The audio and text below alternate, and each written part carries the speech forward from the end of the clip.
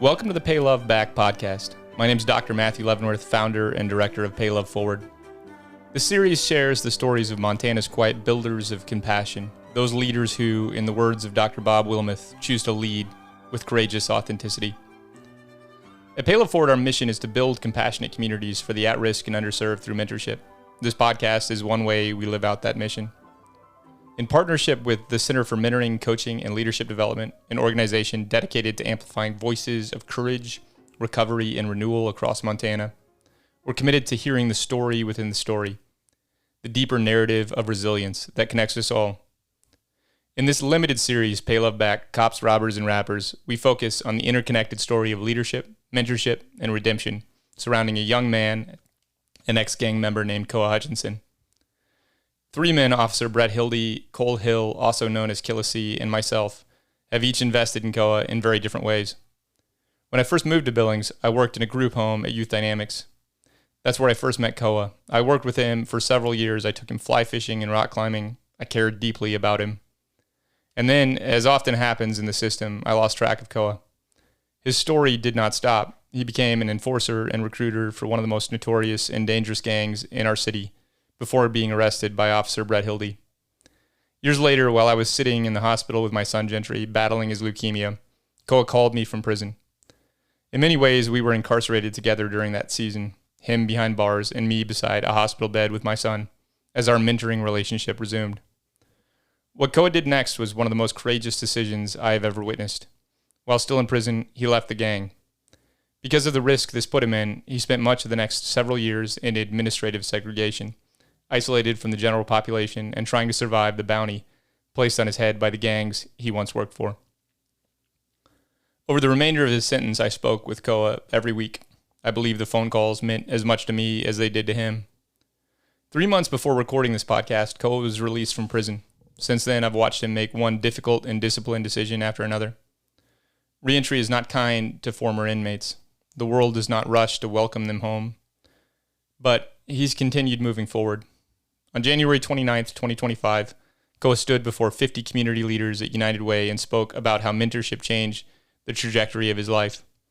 In that room, our community saw something powerful, the possibility that those we once counted out might return and help rebuild the very neighborhoods they once harmed.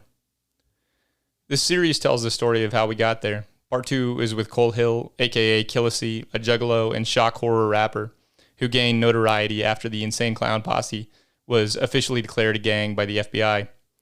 The Rolling Stones ran a piece on this declaration, and Cole's picture was featured on the cover, leading me to hum the song, The Cover of the Rolling Stones, every time I see him. Both his career in the music industry and his involvement in organized crime led Cole down a dark path towards an inevitable outcome, either death or incarceration. Instead, Cole found Jesus. His conversion to a life of faith is nothing short of astounding, demonstrating that salvation and redemption do not exclude those we counted out. Author of the book From Crime to Christ and nearly a dozen albums featuring artists like Graveplot and Tech Nine, Cole has since dedicated his life to serving others and bringing his gifts to the places and communities where he once, like Koa, caused harm. Cole's a force of nature, and once he repurposed his gifts for Christ, he has been an unstoppable force. He's received a doctoral degree in education and is now serving as a principal in an alternative school for youth on their last chance. Because of his background and life experience, Cole is able to reach the kinds of kids that others simply cannot. Kids just like Koa.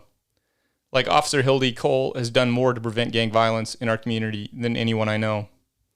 When I think of Cole, Brett, Koa, I think of a seminal piece of longitudinal research by Faith Scanlon and her fellow researchers on social support and protective factors. Scanlon looked at youth with high ACE scores in the criminal justice system, examining those who were able to get out and go on to lead meaningful and productive lives versus those who went on to recidivize. The single common denominator the study identified was that all of those who made it out could cite a single thing. They all had someone in their life who believed in them, saw the good in them, even when they fell down, and cared enough to stay in the fight. Cole, Brett, and myself have all done that for Koa. I do not want to pretend for a second that this story has a happy ending.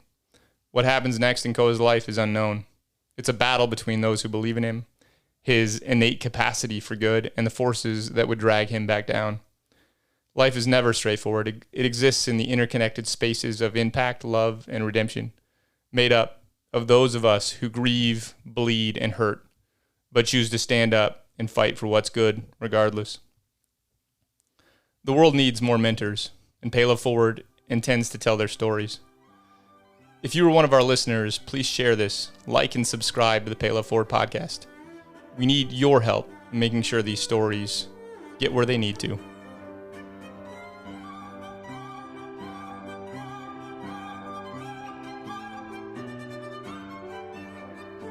Right on, man.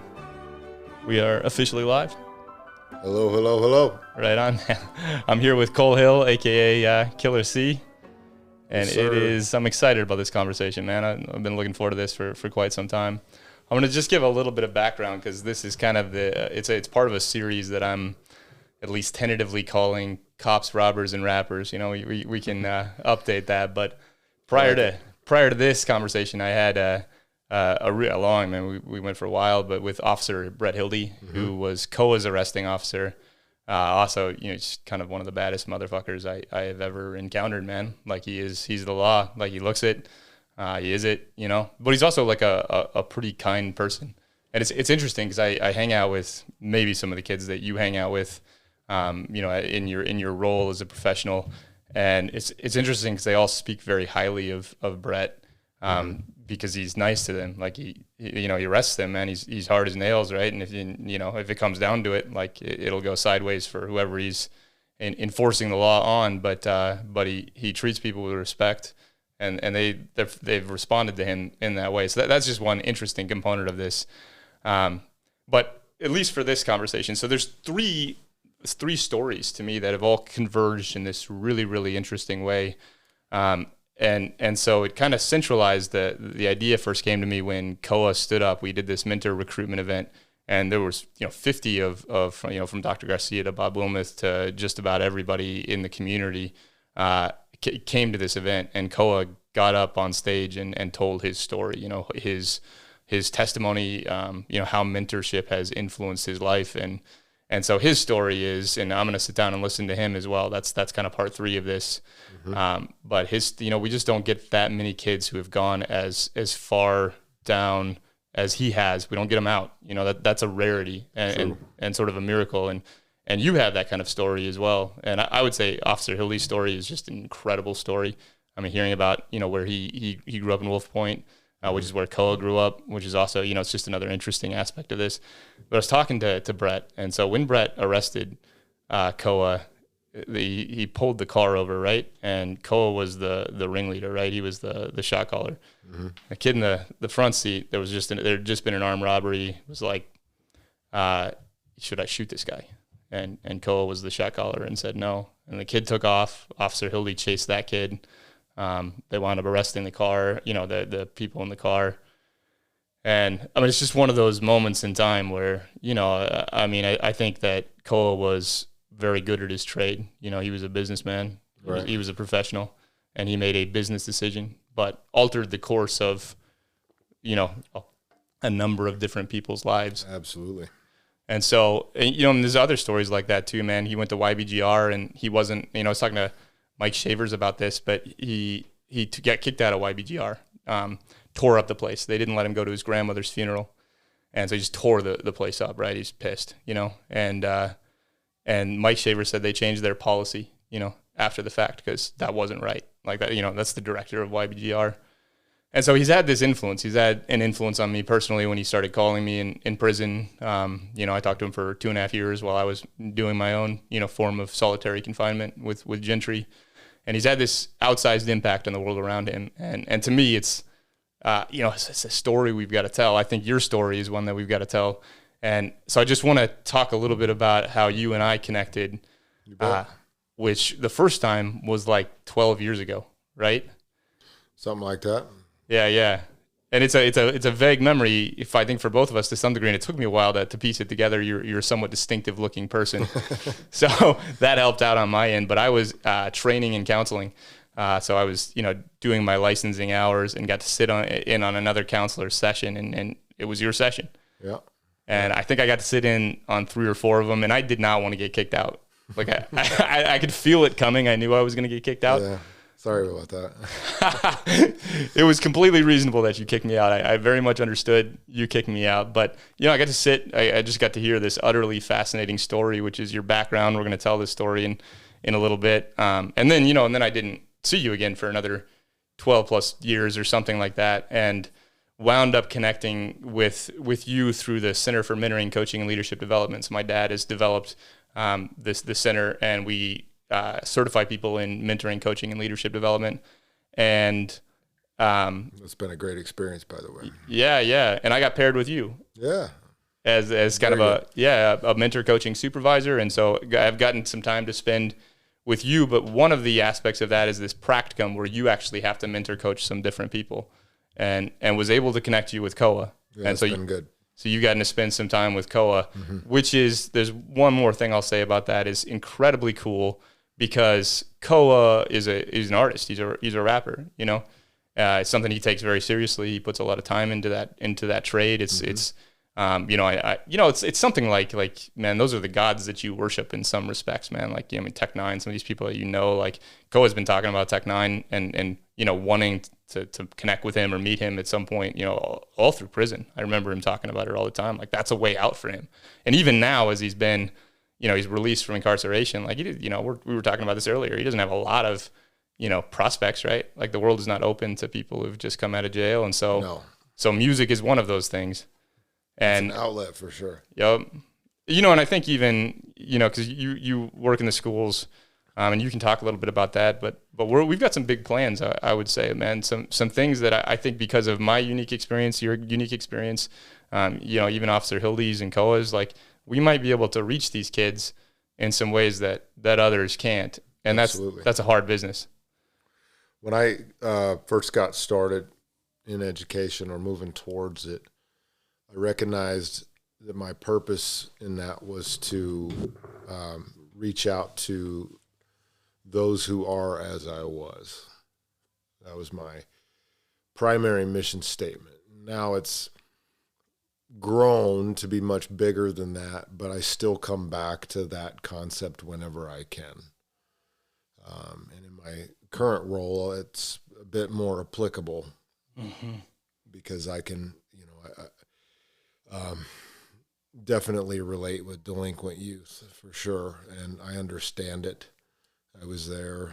I thrived and reveled in it, and was my own victim, so to speak. I mean, that's kind of part of being a delinquent. I mean, you're just on this, one-way track to destroy yourself, often as slow and painfully as possible, until something knocks you off that track, and it's basically impossible for someone who hasn't been there to understand that. I mean, you're like living in the midst of self-destruction. Like, there's only one very obvious outcome. You love it. You love it. And that's why with a lot of those kids, and they might be 6th grade, 7th grade, middle school kids even. A lot of those kids, when they'll look you in the eye and say, man, I won't make it to 20. Like, why do I care about high school graduation? I'm not living to 20. Why would I wait to drink alcohol when I can get it now, and I'm never going to be old enough to drink alcohol anyway? And they mean it. Now, that doesn't necessarily mean that they're all going to die before they're 20. But there's a fatalism. Like, it's your, And they don't care. Yeah. And that's the big thing. And that's one of the things that's the most dangerous is a young kid. I mean, a young kid, like a middle school age kid, or even younger in some places, that doesn't care about living. That's one of the most dangerous things for our society as a whole, because then you have these older gangbangers that know that, and they can use that, and they can manipulate that person, that young person, to do anything they want, and they do it time and time again. And then what happens is you end up with, an adolescent or a young adult who has then effectively destroyed all promise, destroyed all potential, and got themselves so deep and so tagged into whatever that life is that they have no other option. So now it's a self-fulfilling prophecy. And so So they get to that point where there is no return for them, or at least they feel that way. And the further they go and the deeper they get, and then also it depends on what all they're aligned with, that can make it harder to get out of. And it's heartbreaking. It's terrible. I've seen it now with a couple of students that I have right now, and all I can do is scatter seeds. That's literally all I can do. You hope and you pray for them. You do that. You try to talk to the parents and the loved ones that are doing everything they can to reach those, young people. But you can't sell them false hope, because it's a bleak scenario. And so that's why I think, Koa is, definitely going to be under attack from the enemy, is and will be for some time, because his unique experience it will empower him, if he chooses to use it and hone the skill and apply it. It will empower him to pull many people out of that fire before it's too late, and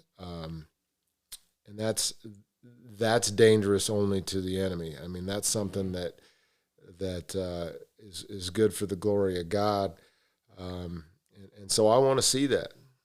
Yeah, I want to see it too. So. Well, and I think me in some respects, but I know you also had to escape the fire and then walk that path to get to the other side, and I would imagine that the enemy that we're referring to, man, was gunning for you pretty hard. Probably still is. I feel that. I think in my present state, recognizing that, I have been blessed with salvation and accepted that through the grace of Christ, and understanding, or having at least a modest understanding of spiritual warfare and what the enemy can and can't do. That allows me to put on the armor of God, and I stay pretty well protected. But that doesn't mean that he's not able to distract and try to take away. And so that's one of the things that I've been really focusing on with my own personal growth, as a child of God, as a father, as a husband, as a educator, as a friend. Trying to improve myself in such a way that I can maximize my own positive impact for the kingdom and not be distracted. Because I also know there was a period the last several years that I felt really plateaued in my spiritual journey, and I didn't turn my back on God or anything like that. I just was numb for a while because of some things that I went through, and I wasn't blaming him or anything like that. I was just numb, and so, and that's one of the reasons why I'm so thankful for the, the experience with MCLD, is because that was one part of the many things that I've been intentionally focusing on over the last couple of years that have positively contributed to some good growth within and around me. And so, I can say with all sincerity, my life is now better than it's ever been, and it feels good. That's really exciting, man. Yeah, and so, the MCLD is a small part of that, but it was definitely a part of it. It's going through there that. Were multiple factors that converged all working together, absolutely, and help me. And the awesome part about it is there isn't a single thing in any of that I didn't already know, but it all came together, right? Maybe I didn't have the words. Maybe I didn't, know the study or have the experience at that time or whatever, but it's all coming together in a way that puts it in the right place for me so that I'm able to just have clarity and focus. And so I'm thankful for that, because it's what I've been wanting. It's what I've been longing for. And, It just, it's a crazy time to be alive, but it's a great time to be alive. So, man, if you could extract like a couple of those, like those truths that you probably already knew, but somehow have come to the forefront and sort of enabled a transition out of, from a numb state to. Mm-hmm. Well, it kind of started with a study I began a couple of years ago into emotional intelligence. And that was kind of a trigger for me, because in a good way, a good trigger for me, because basically I had an interaction with a colleague that, basically I had an emotional reaction to a negative situation. And it wasn't an over-the-top emotional reaction, but I knew I was agitated. And then the perception that was received about my response, and again, like I said, it wasn't over the top, but the perception was definitely worse than the intent. And the crazy thing is, first and foremost, I didn't need to respond at all, and I wasn't initially in the wrong at all. But I allowed my anxiety and frustration and potential fear at a scenario to control and dictate my response, and I had then an emotional response to that. And so a supervisor then talked to me, and we had a frank conversation. It was a good conversation, and talked to me about the importance of understanding emotional intelligence and the relevance of perception, and really, honestly, not in so many words, but just that perception is more valuable than intent.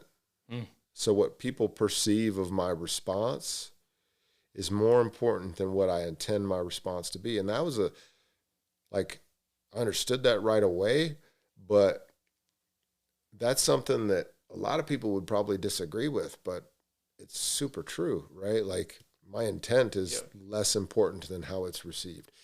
So I had to own that. And then the supervisor then directed me to a book called Harvard Business Review's book on emotional intelligence. And so it was a collection of 10 peer-reviewed essays, basically on emotional intelligence in a variety of realms.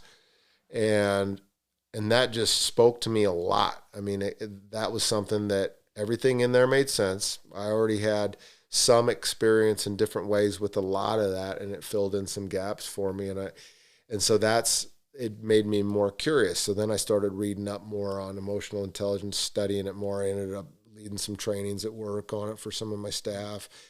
And I just was able to really take that to heart, and I strive to have that at the forefront of my conversations with students first and foremost. And so that's where I've gotten to practice it the most. And so now I can gratefully say I'm at the point with kids where there's almost nothing they can say or do that'll get me going anymore. Like I'm good, and so I'm curious, Cole, though, because the way you describe that is it's a distinction that I like to make between a head change and a heart change. Mm-hmm. And head changes, it's intellectual, right? It's academic. It's, you can read, summarize the information, and then attempt to apply it. Most people don't change that way. Some people can. It's much rarer, but usually something inside of you has to change. I mean, because that's what you're talking about. Like, okay, the intent of your words, like that actually is what matters. Mm-hmm. But that means you've got to subdue your own reaction, your own response, and it takes a lot of sort of generosity of spirit to know that, to own that, and then not to be reactive in those situations. So I'm curious, maybe it was just an intellectual understanding, or maybe there was something else going on. I'm just curious. Well, I think it was two-part. I think it was a connection of the heart change and the head change at the same time. And so then, I mean, my own personal growth and improvement there came the quickest with the kids, right? Because I get to practice with kids every hour of the day. Mm-hmm. And so, but that's ongoing too. Like it's a conscious choice every time. I mean, any given day, there's something that happens that, I could choose to overreact if I wanted to. And then with staff and colleagues, you know, it's an ongoing thing. I mean, and I haven't been perfect by any means, but I've been getting better. And, you know, some days there's 2 steps forward, 1 step backward. Some days you feel, man, I nailed that. And then there's other times where you're like, you know, I could have handled that better. So it's a reflective process. Yeah, try to be. Absolutely, try to be. And so that kind of set it off. And then another part of it too is, you know, the best thing that ever happened to me is my wife. And, you know, all I really want is to honor her. I mean, I want to honor God with my life and serve his will, of course. But next to that, I want my wife to be happy, and I want her to, you know, feel loved, and basically, you know, I want to serve her every day that I can in the best way that I can. And I recognized that with me plateauing as I was, and me and my numbness, that I wasn't actually being the best I could be for her. And like, she would have never said that. I mean, that's how amazing she is. Like, this did not come through any negative response from her. I mean, we've literally never even fought, you know? So, it's, what an awareness though, that you weren't the best version of yourself with, you know, with this And detachment. so, and then, you know, she just made a comment that, you know, I'd like us to start going to church again. And I'm like, you know, because we'd never like intentionally said, well, we're not going to go to church anymore. It's just, you know, a slow fade out. You know, it doesn't mean you don't have faith. It just means you're not, you know, practicing that part of it. And so we were not regular. And what had happened that was funny is I knew that Pastor Vern was, I'm probably not supposed to say this, but it'll be fine. I knew that he was teaching at the church, or preaching at the church, you know, every month and a half or so. So I reached out to him and I said, hey, man, I keep missing you. Can you send me your schedule? Let me know when you're going to be there. And so he said, sure. And he texted me back and he sent me like the next 6 month worth of dates. And he said, this is what I got on the calendar. I was like, awesome. Well, so then, you know, made it a point, and that made it a point for us to be regular every like 5 weeks. And Tosh always likes going, so we would, you know, try to get one in here or there. And basically through that whole process, it became easier and easier and easier to just become regular at church. And now we don't miss it. Occasionally we watch from home or whatever. But it was an invitation back in. It kind of restored that link, and then it was easier to walk back across that bridge.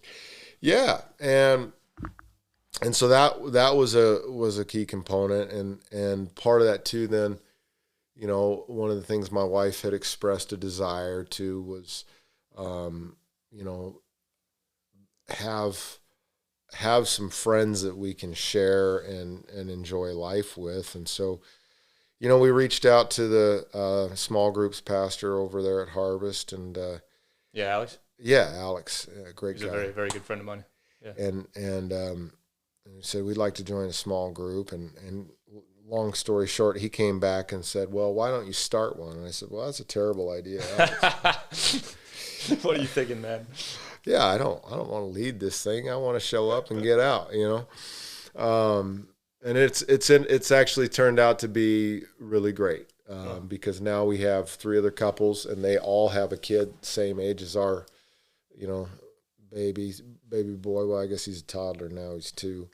And so they come over and we get together. We have dinner together and that sort of thing. And now we have friends that we share, that we see on a regular basis. You know, we do other things together. Like we went and did the Shamrock Run 5K today. Yeah.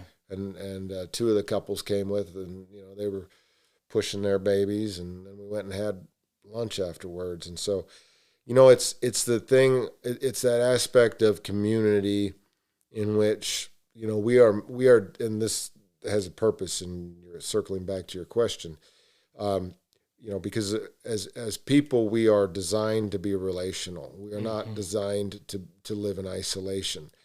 And anyone who says otherwise is deceived. I mean, it's there's something else going on there, and I've known that. It's not a shocker, but I've managed to keep myself busy enough and distracted enough for most of my life that I've been able to avoid most meaningful relationships with most people. And this has been really refreshing because it's actually a way for me to serve my wife because it was important to her. Mm-hmm. And it's a way for me to serve the other couples in our group because I'm the one that always cooks.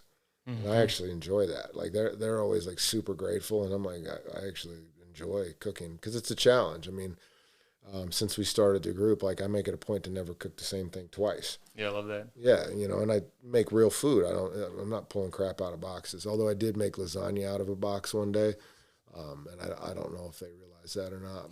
But everything else has been. Maybe it was a good box. I don't know. I mean, Cole, I heard a couple of things. One is this very intentional decision to be aware of the world around you. I mean, this emotional intelligence. I mean, empathy is driven by an ability to step out of yourself. But then also very intentional, like one, to reconnect with your faith, with the church community, but then also to step into some new roles. I want to go back a little bit. So, and just even a description of you, I mean, to me, you're just an incredibly fascinating person. I mean, just nominally, right? Like you have your doctorate in education, right? Education, mm-hmm. Administration and education. So my doctorate is in curriculum and instruction. So yeah, Doctor of Education in Curriculum and Instruction. I think you've got a couple masters, is that right? Yep, I have a master's degree in educational leadership and another in special education, and then my bachelor's degrees in English and history education. So when I met you way back when, while you were in counseling, you were doing all these crazy bike races too, man. I even remember like seeing you around town, because again, you're fairly distinctive. I do stand out. Yeah. But feature. What, like 200-mile bike races that you have done, we're doing. I know you still do some of that. I don't race. I ride. The competitive piece is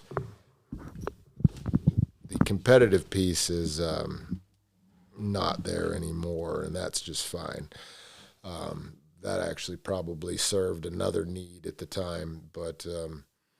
Yeah, no, I used to race a lot, ride a lot. That was a big part of who I was. I was chasing it, and I got pretty good for a while there. Yeah. I was aware of that. And then also, I mean, as a rapper, Killa C, you reached, for an underground rapper, I would say as high as you can reach. I mean, the record label, the people that you were working with, the touring. I mean, I don't know that there's maybe there's some pop rappers, you can get signed, and but I don't know. Like I when I think of rap, like that's the peak of the industry. We did a lot. Yeah, no, we did a lot, and we had a great run, and ultimately,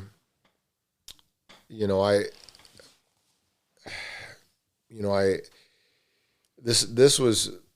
I think you're getting at a question that was really the reason why I wrote my book. Yeah, you're an author as well. Yeah, I don't know. Are there any more accolades we can throw in there? But exceptional in a variety of fields, or I mean, I'm not sure how you measure that, but certainly have reached a fairly high level at a number of different fields, which just makes a person interesting in and of itself. Like I should be running Dos Equis commercials. Is that what you're saying? Maybe run for office. I don't know. No. But I have so many skeletons in the closet, Matt. Like I would be the worst candidate for public office. Like, and I'm an open book, so like the other side would bring that up, and I'd be like, "Yeah, that happened. I did that. I'm sorry." I mean, it would be absolutely terrible. Well, but ultimately the question is, I mean, I want to pause here and talk about this, but because there's something like innately hardwired in you that pursues excellence.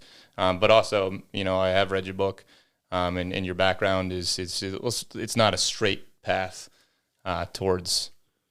I don't know, being alive. No. Maybe.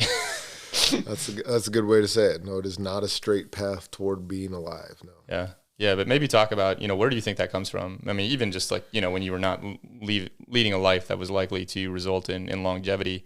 I mean, you were still performing. You were still, exceptional artist, man. Like I really mean this. I'm an admirer of your work, and I was listening to Tainted Flesh on the way over here, man, jamming out pretty hard.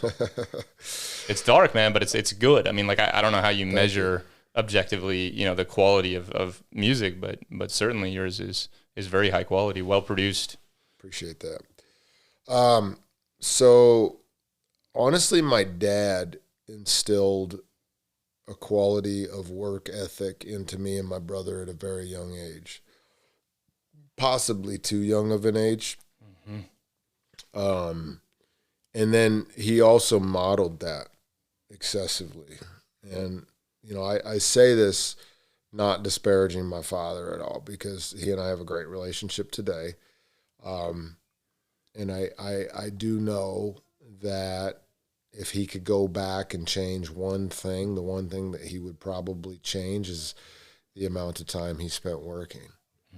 But I remember being real little, like before him and mom split up, right? I was pretty young for that. And if I wanted to spend time with him at night before bed, I would either, typically, honestly, I would go hang out under his desk in his office while he was working. But if I caught him outside of his office, he'd play chess with me. And so we would play chess. And so any time we went anywhere, he was always doing something related to work. I mean, that was just, he was always grinding, and he definitely reaped the benefits of that.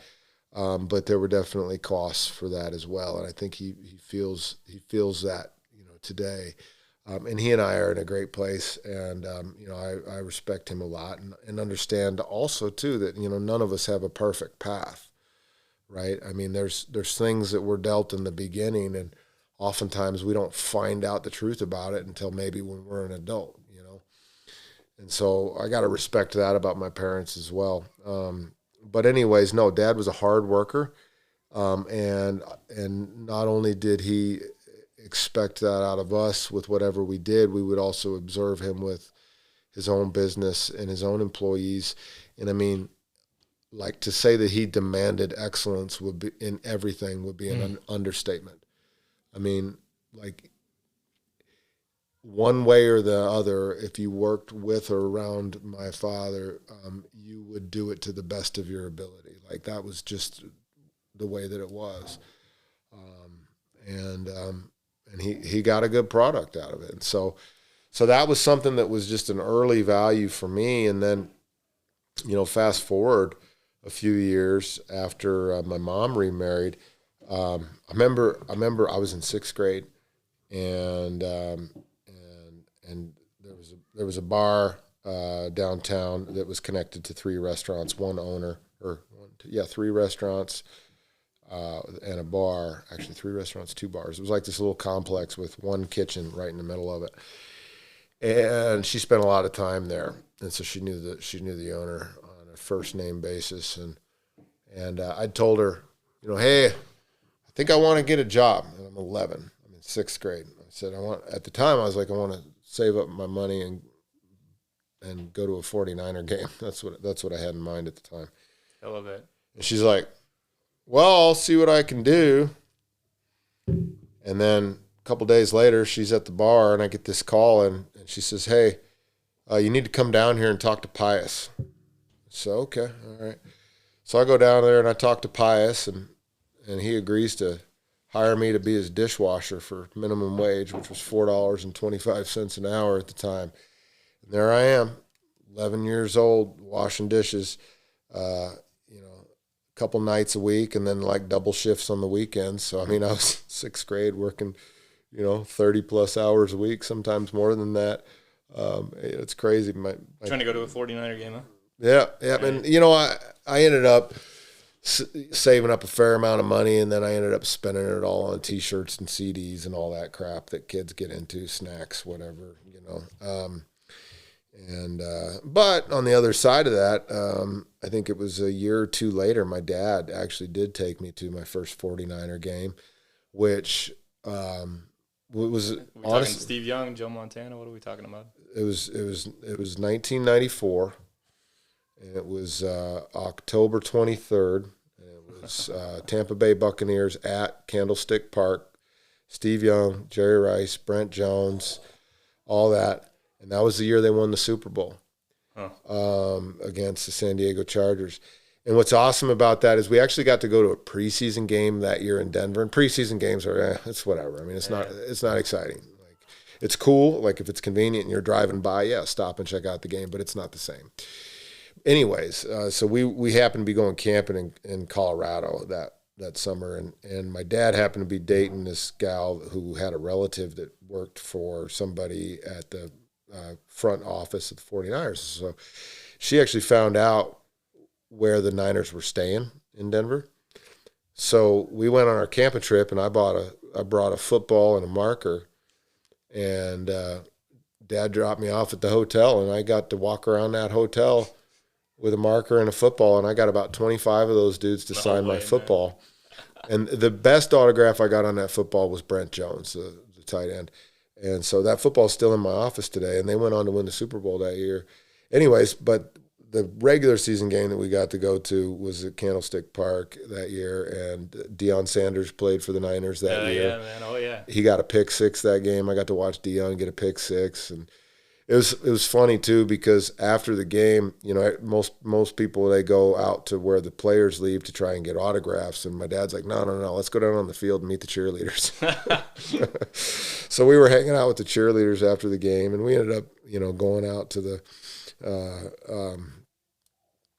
you know, where the players drive out, and Merton Hanks signed my hat. He was a safety. He was the dude that had like the foot tall neck. You know what I mean? Like, he just had this, he was tall as tall can be, and number 36. So he signed my hat. And then I almost got one from Steve Young. Steve Young was driving away, and he stopped. I would have been the next one to get his autograph, but he drove away. Had to call it. But so I was right there. It was good. So this is fun. Yeah, I mean, my dad was a huge 49er fan, so I was probably watching all those games. So Brock Purdy, there's a guy named R.J. Summerall who's pretty associated with the leadership for the Center for Mentor Coaching and Leadership Development. Nice. But R.J. Summerall actually did some coaching with Brock Purdy. That's awesome. I love Purdy, man. I think he's great. You know, he's fun to watch, and I love that he's humble. He's a good guy. There's so much about professional athletes today that is detestable from the perspective of an educator and a father. That, like, there's so much that influence that a lot of these guys have, and they just blow it or direct it in ways that are, you know, idolatry and whatnot.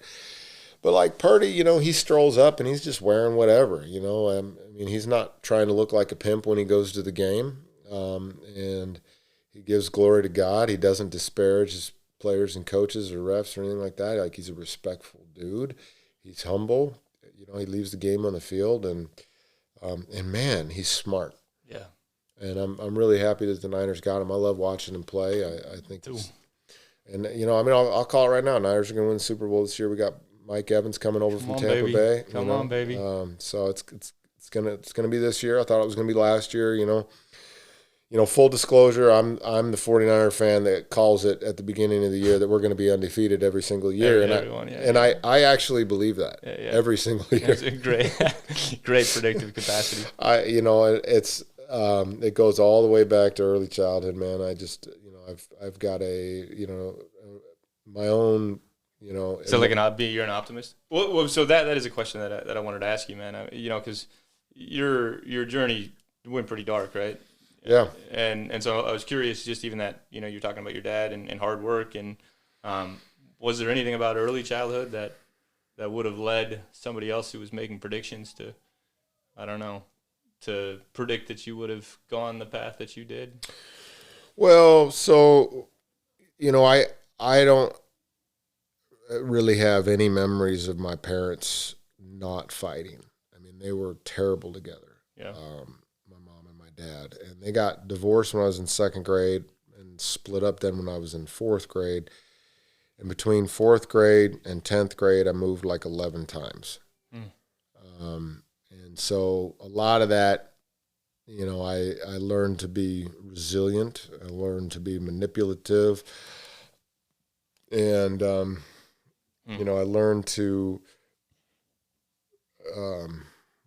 learned how to control my environment, and started smoking and drinking. Yeah, you had to though, right? Because it's shifting all the time. Yeah. Like your environment is constantly shifting. So if you don't really get effective at controlling it, you're gonna get lost. Right. So started smoking and drinking and, doing whatever to be cool. And that's a pretty slippery slope. And then got into stealing things and all that. And so it wasn't a far stretch to start selling drugs either. That was a big part of my teenage years, and then, and later for a while there too. So. Mm-hmm. So what is it? That's almost kind of that standard slippery slope, like gateway drug kind of what you're describing. Is that how that took place, or? Well, yeah, because, I remember the first time, like, I actually was selling pot before I ever smoked it. But, I worked hard. I knew how to work hard. And then I remember I bought an ounce of weed for $100, and I broke it into eighths and sold each eighth for $20. And I turned that $100 into $160 in like a half hour. And I was like, man, I just made $60 in under an hour. And this is like 30 years ago almost. Like, that's darn good money. Yeah, compared to the dishwashing money, yeah, right. Right. Wash so, all the dishes. Like, I was like, normally I'd have to work a whole day and a half to make that much money. Uh-huh. And so I put that right back in, bought more, flipped it again, bought more, flipped it again, and before I know it, I'm buying pounds and flipping it like that. And it's so addictive. And then you have the money. And so it doesn't matter how you spend it. Right. And that's the thing that is perpetuated by some of these messages that, people of influence put out there that kind of tarnish kids as they grow and get them to think about things that they want with life that are really irrelevant, cars, jewelry, that sort of stuff. And so you just spend and spend and spend, and you just live in this cycle of whatever you have, you throw it at whatever you want, and you end up having nothing when it's over. Very, very few people actually do well in that business and get out with something. Yeah.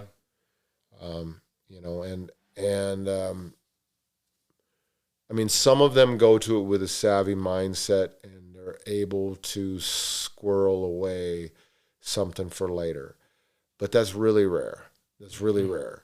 It's most of us that were involved in that, and most of the people that are involved in that, whatever they get, they're going to give, or it's going to be taken. So a lifestyle built on immediate gratification. Yeah. That's your operating system. Well, and then you get to a point when it gets so serious, right? You get to a point where, like, this isn't just me flipping eighths out of my blazer to the kids I know at school now.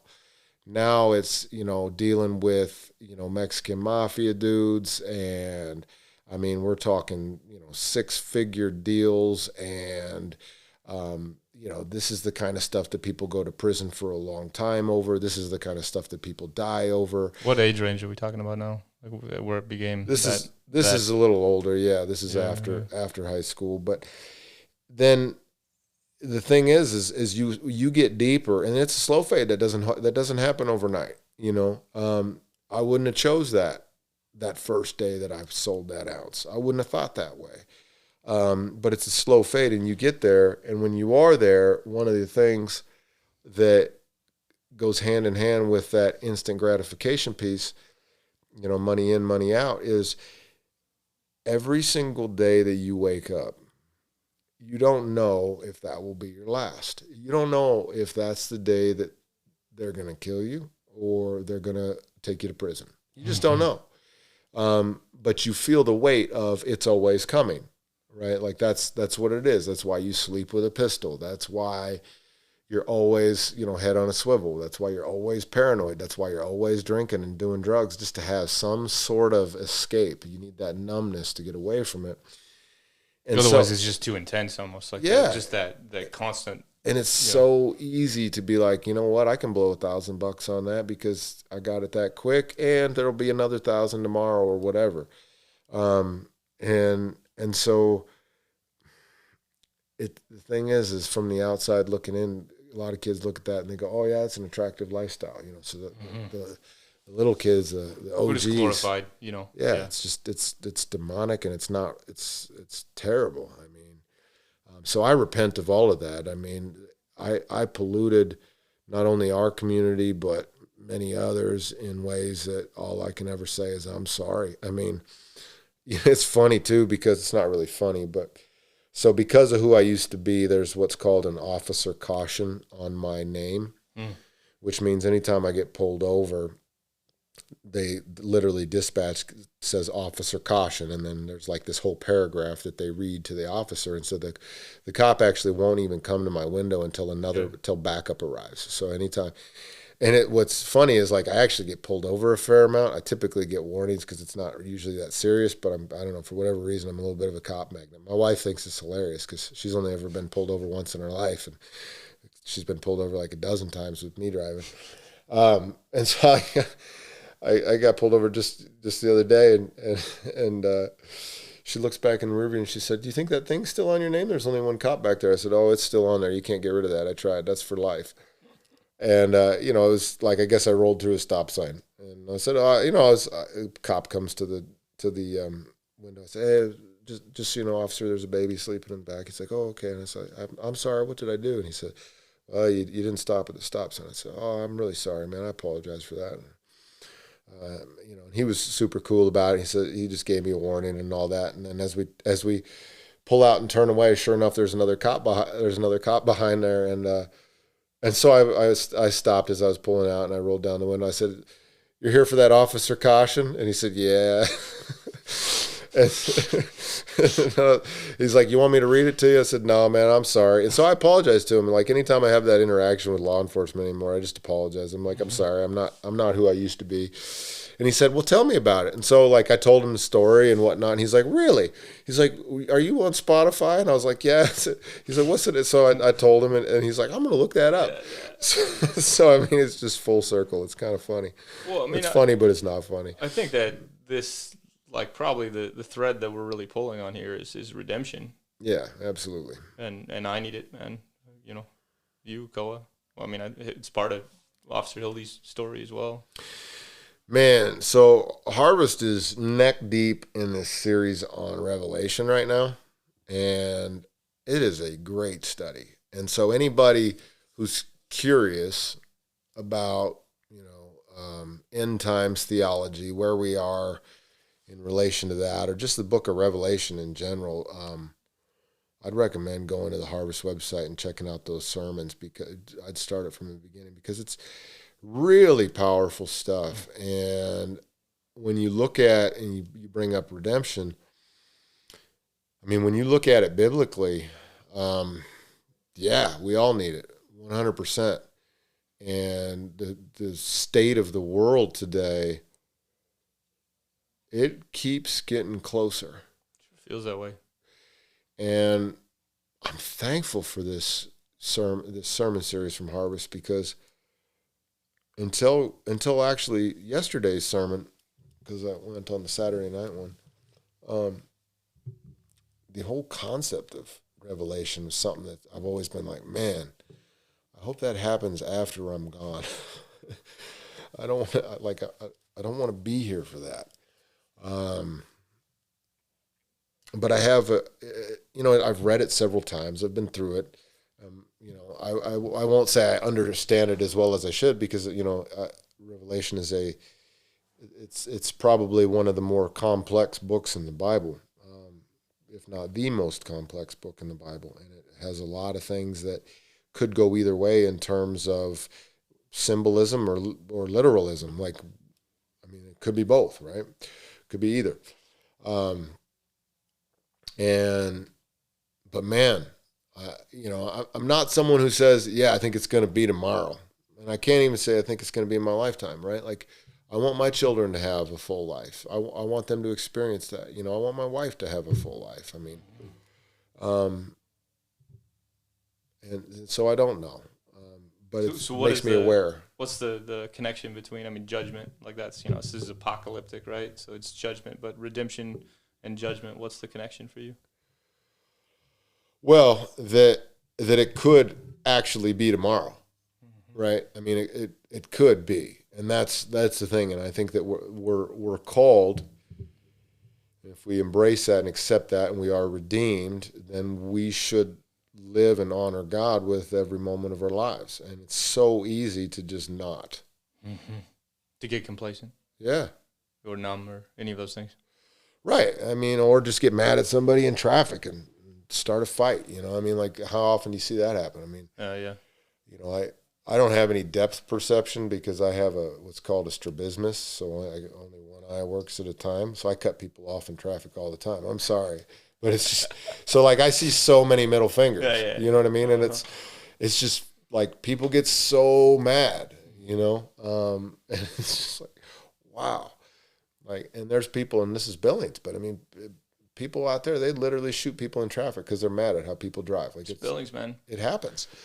So, well, it's one of the most repeated themes, and it's probably an apocalyptic theme in some respects, but of just a constant attention to what you're doing. Like, you don't know the hour, you don't know the day. I mean, that's what we're told. And so there's a need for us to be constantly aware. 100%. And that's the point. Vigilant. Yeah. I constantly think, vigilant. And redemption, being redeemed. So it's interesting too, because, being saved, having salvation, being redeemed,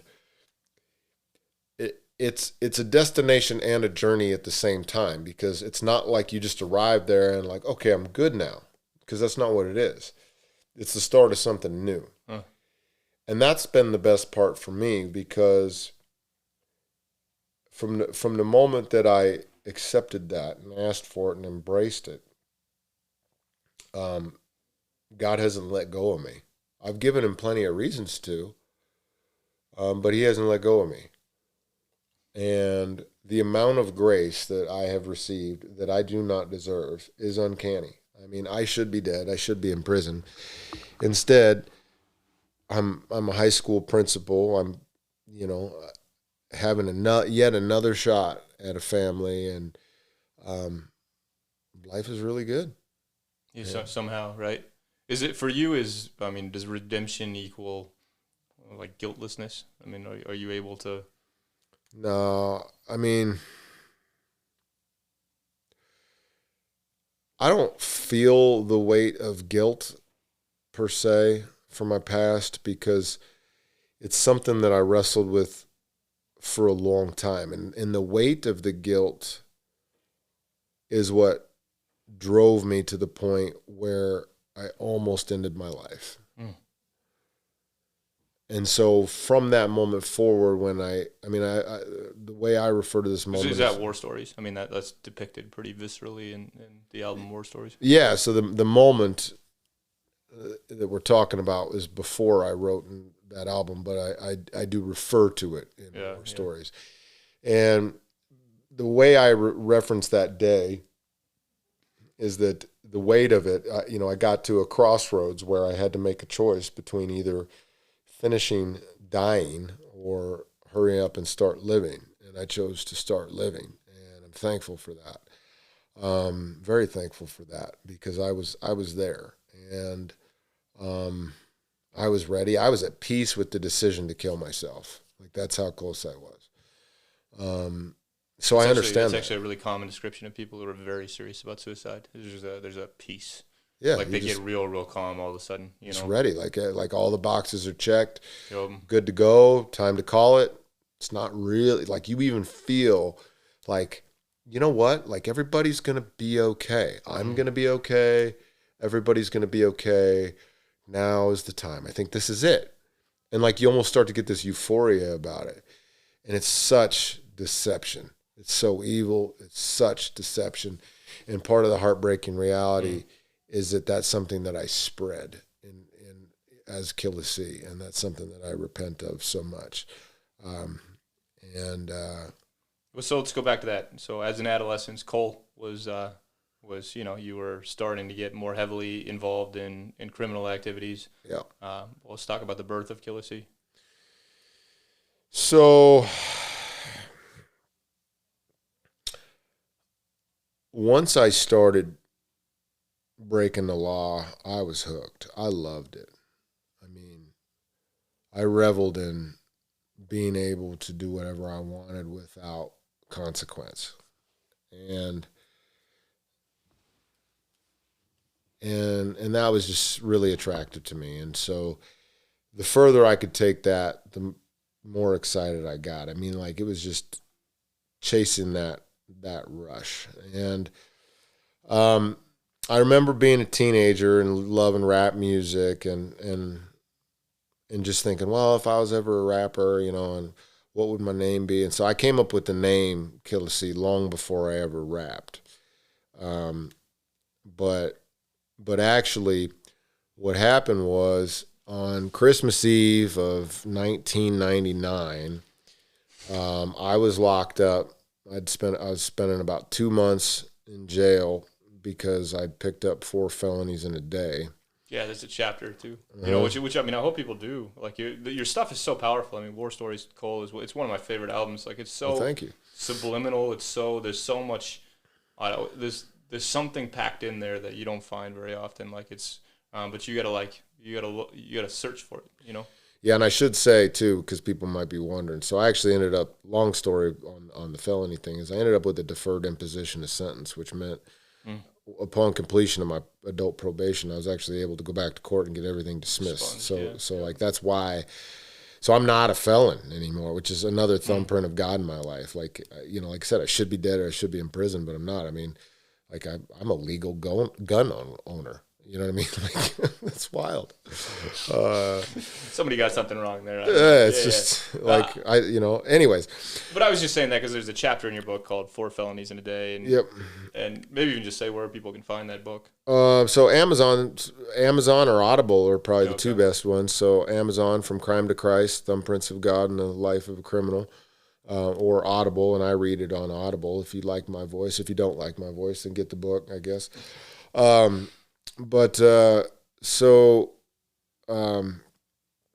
Anyway, so I was locked up, and I got a letter from my friend who told me that one of our close friends had died on Christmas Eve. Mm-hmm.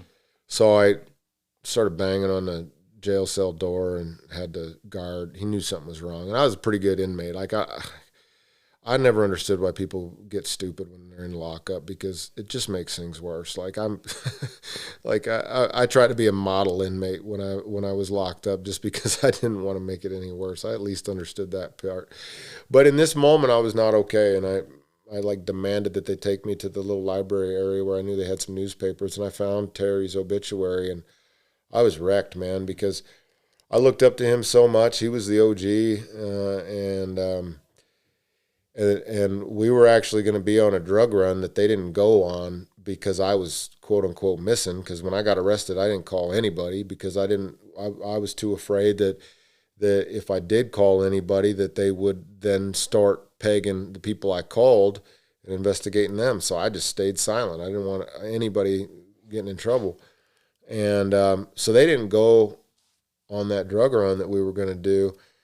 We would have been gone. And he ended up dying, and so I felt the weight of that, and that hit me hard. And ultimately, about a month and a half later, I get out. I thought I was going to go to prison, but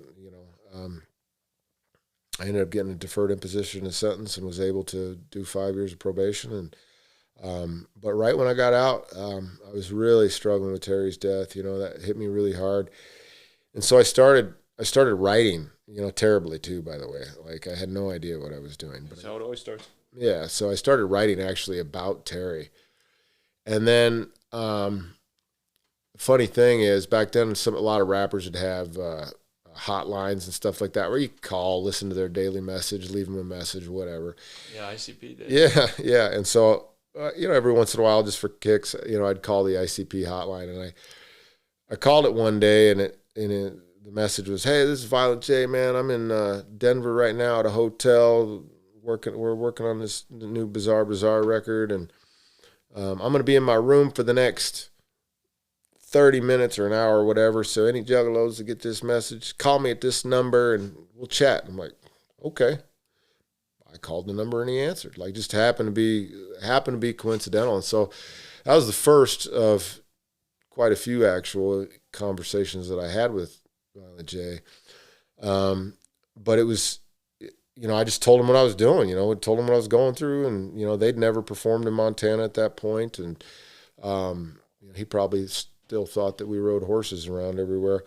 So I told him what I was dealing with, and he related to that because he'd been through a lot of that himself. And I told him that I was trying to write a song, and he gave me some guidance actually on writing that song, And so I never did finish that song, but in that moment, in that conversation with Violent J, that gave me enough of what I needed to actually begin the process of starting to rap. And so there was I'd seen this sign downtown for Del Rio Music, small project recording studio. I'd driven by it so many times. I thought, well, you know what? Tomorrow's the day. I'm going to call them tomorrow. And I did. I set up an appointment, and I didn't have a beat or none of that. I didn't know how to get a beat. You never rapped before? No. Yeah. No, but I was going to do it. Yeah. Nice, man. You talked to Violent J. Violent J gave you the green light, man. You're like, all right. And so I think my first beat I actually got from the studio. It was like this, it wasn't even really much of a beat, but I just got it. And so that was part of what I needed, right? And so I wrote to that and didn't even know how to count bars yet or anything like that. And so the first song I ever wrote, I probably spent, I want to say close to 80 hours on it, because I would record it and re-record it and record it and re-record it. And I mean, there were versions of it, all the same words, but there were versions that were 3.5 minutes and there were versions that were 5 minutes. I had no idea. And I was just practicing, trying, and trying to like listening to my own voice and how to make it sound how I wanted it to sound, and trying to figure out why it didn't quite sound right yet. Were you going pretty dark already? From the beginning, absolutely. And so I did 2 songs like that there, and then I was on probation, so I was also working, and I was actually working at this place called Teleperformance USA, where I was a telemarketer. Basically I legally embezzled money from old people. That's basically what the telemarketing job used to be. It was a legal form of embezzlement. Robbing old folks $80 at a time. And I'm walking in there one day, and this dude has this Exhibit sweatshirt on, Exhibit the rapper. And the Exhibit was new back then. He had this, he'd just come out with his album 40 Days and 40 Nights, and that was his big hit that he broke on. And so I really dug Exhibit. I really liked him. And I was like, oh, yeah, man, Exhibit's dope. And he's like, yeah, man, yeah. Well, that person that was working there wearing that Exhibit sweatshirt was Superman, Chris Parrish. Chris Takes Good. And so he and I started talking like right away because I was like, yeah, man, I'm a rapper. I give half my paycheck to a studio. That doesn't actually make me a rapper, but I want to be and I'm going to be, so I'm projecting it into the universe. This is like your 49er thing, yeah. Yeah. And he's like, and at that point in time, Chris had actually already had a record deal, done tours. Like, he'd already done that. He had a record deal with, I think, a dude named Red Cloud back in the late 90s. And so he'd already done some stuff, and he made his own, and he's like, yeah, man, I got a studio in my house. I make beats and stuff like that. And I'm like, oh, you make beats? So then I was like, yeah, man, we gotta do a song together. And so he and I started working on a song. And I think he recognized right away that I didn't know how to count bars. And so then he invited me to come record. He saw what I was doing at Del Rio, and he invited me to start recording at his house. And so his place was down in Crow Agency, and so I would go down there in his house, and get beats from him, and I would also record in his house, and he literally taught me, 1, 2, 3, 4, 2, 2, 3, 4, 3, 2, 3, 4, 4, 2, 3, 4. He actually taught me how to count. He taught me how to hear the beat. He taught me how to ride the beat. And so that changed everything, in terms of the trajectory of actually learning the skill. So it was Superman taught me how to actually rap. Like the poetry aspect, like I was able to kind of knock out. But, there are definite, huge, and necessary connections between poetry and rapping, but they are not the same. And I think the thing that I love the most and still love the most is the connection between the two, because the type of poetry that I love is lyrical storytelling through rap. Like that's what I love the most. I love the narrative. I love the storytelling. I love lyricism. So lyrics that have substance. That's meaningful. And a lot of music does not have substance. A lot of the most popular stuff, it's Is that catchy. something that you developed over time, or was that something That was the goal from the very beginning? beginning. From the very beginning, I was trying to tell a story. Trying to tell a story. I mean, a lot of bad stories, but still tell a story. Convey an emotion, right? Like, if I feel a certain way, can I make everyone that listens to this song feel the same way as I do, right? And there's some songs that I recorded that every so often I'll go back and listen to them, and I still get goosebumps. Like I get chicken skin all over when I listen to it. Because you captured it. Yeah. Whatever it was that was pulsing through you. What would you say was flowing through you? Was it hate? Was it anger? Was it rage? Was it all of that? Yeah. And evil. Every bit of it. And I embraced it and welcomed it, prayed on it, asked for more, all of that for years. So there's a couple of guys. Do you know Carl Jung? Did you ever study Carl Jung? He's a Swiss psychoanalyst, man, from way back when, but he's a giant. But there's a couple things that he said that to me are just like, but one is that people don't have ideas have people. And man, you start thinking about things like that, and I mean it's a form of possession, like to be possessed by. Yeah, I mean you think of that feeds right into spiritual warfare. I mean, and biblically speaking, a third of the angels fell. And at that time, the angels were referred to in number as innumerable. A third of innumerable is still innumerable. People are numerable, which means there's a lot of demons out there. And so they do have a lot of influence. And somewhere along the way,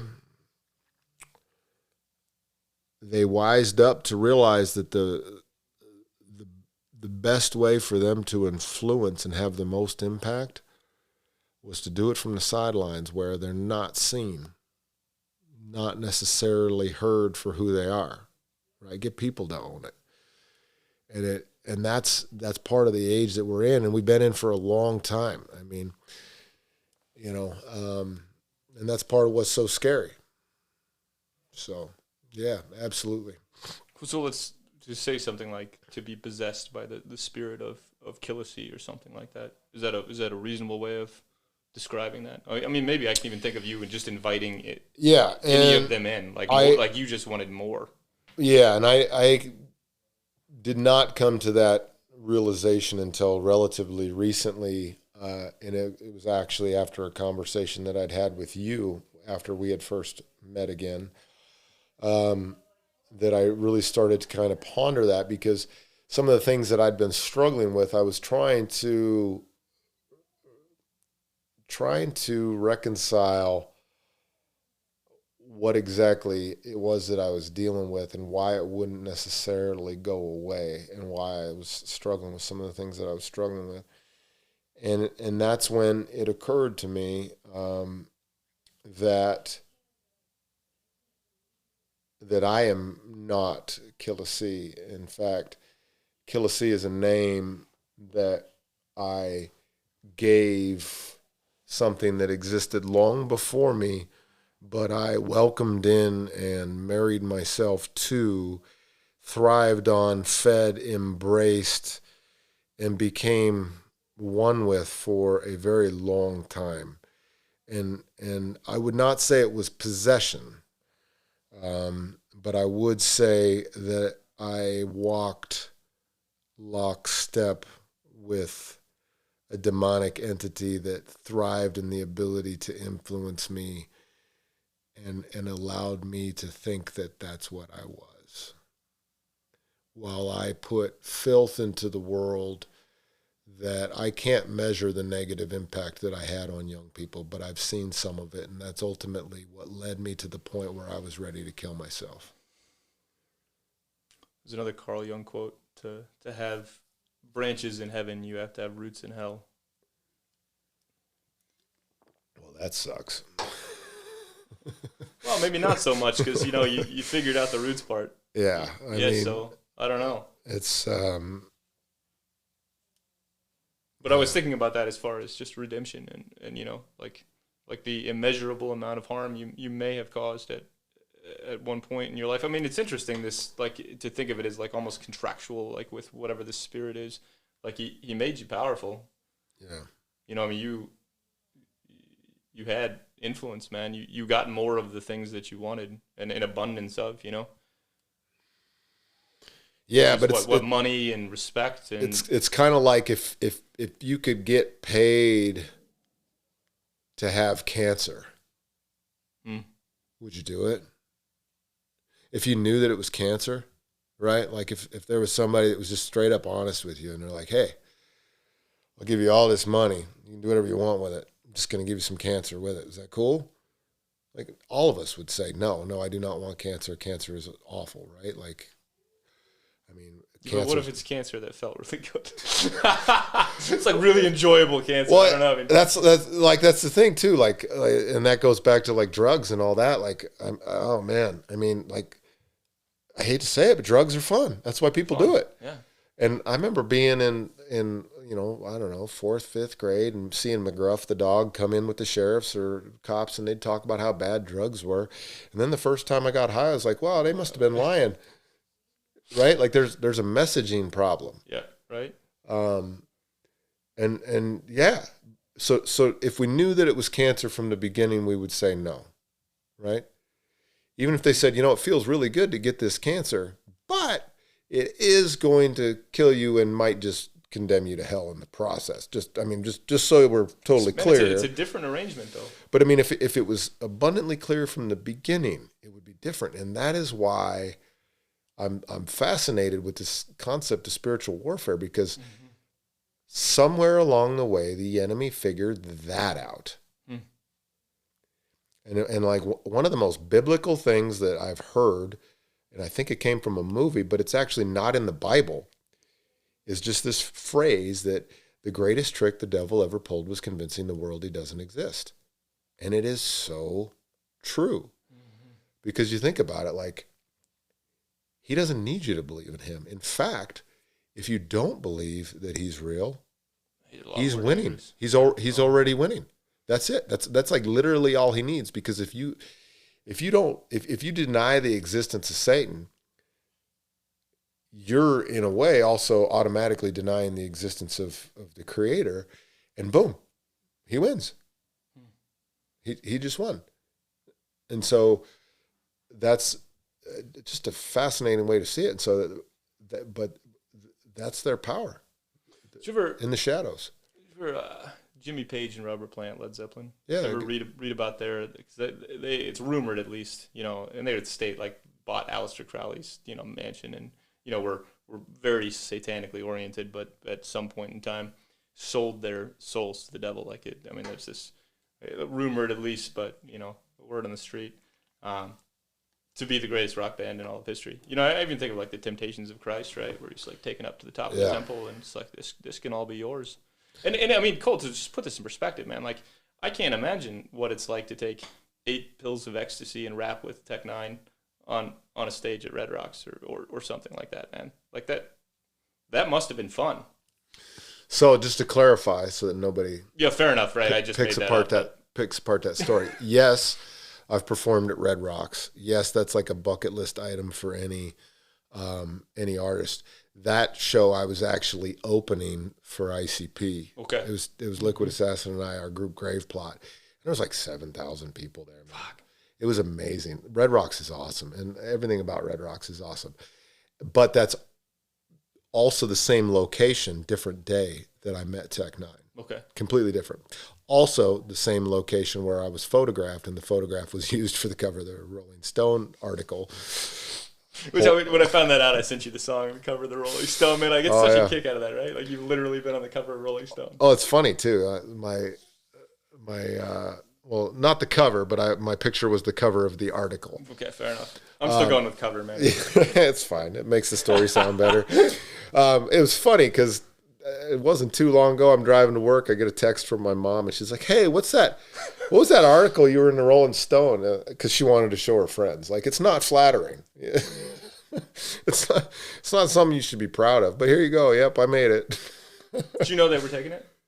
Well, there was a photographer snapping a photo. So yeah, I cheesed up for him. I mean, not really cheesing, but I mean, I gave him a good picture. Yeah. They liked it.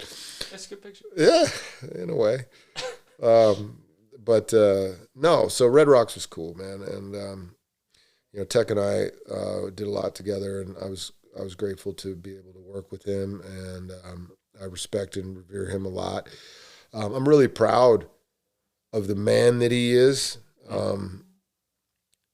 because Tech's been through a lot in his life, and that's for him to talk about. That's not for me to talk about. And, I don't have a lot of contact with him anymore. I mean, there's not really a need, but, occasionally we text or whatever, and I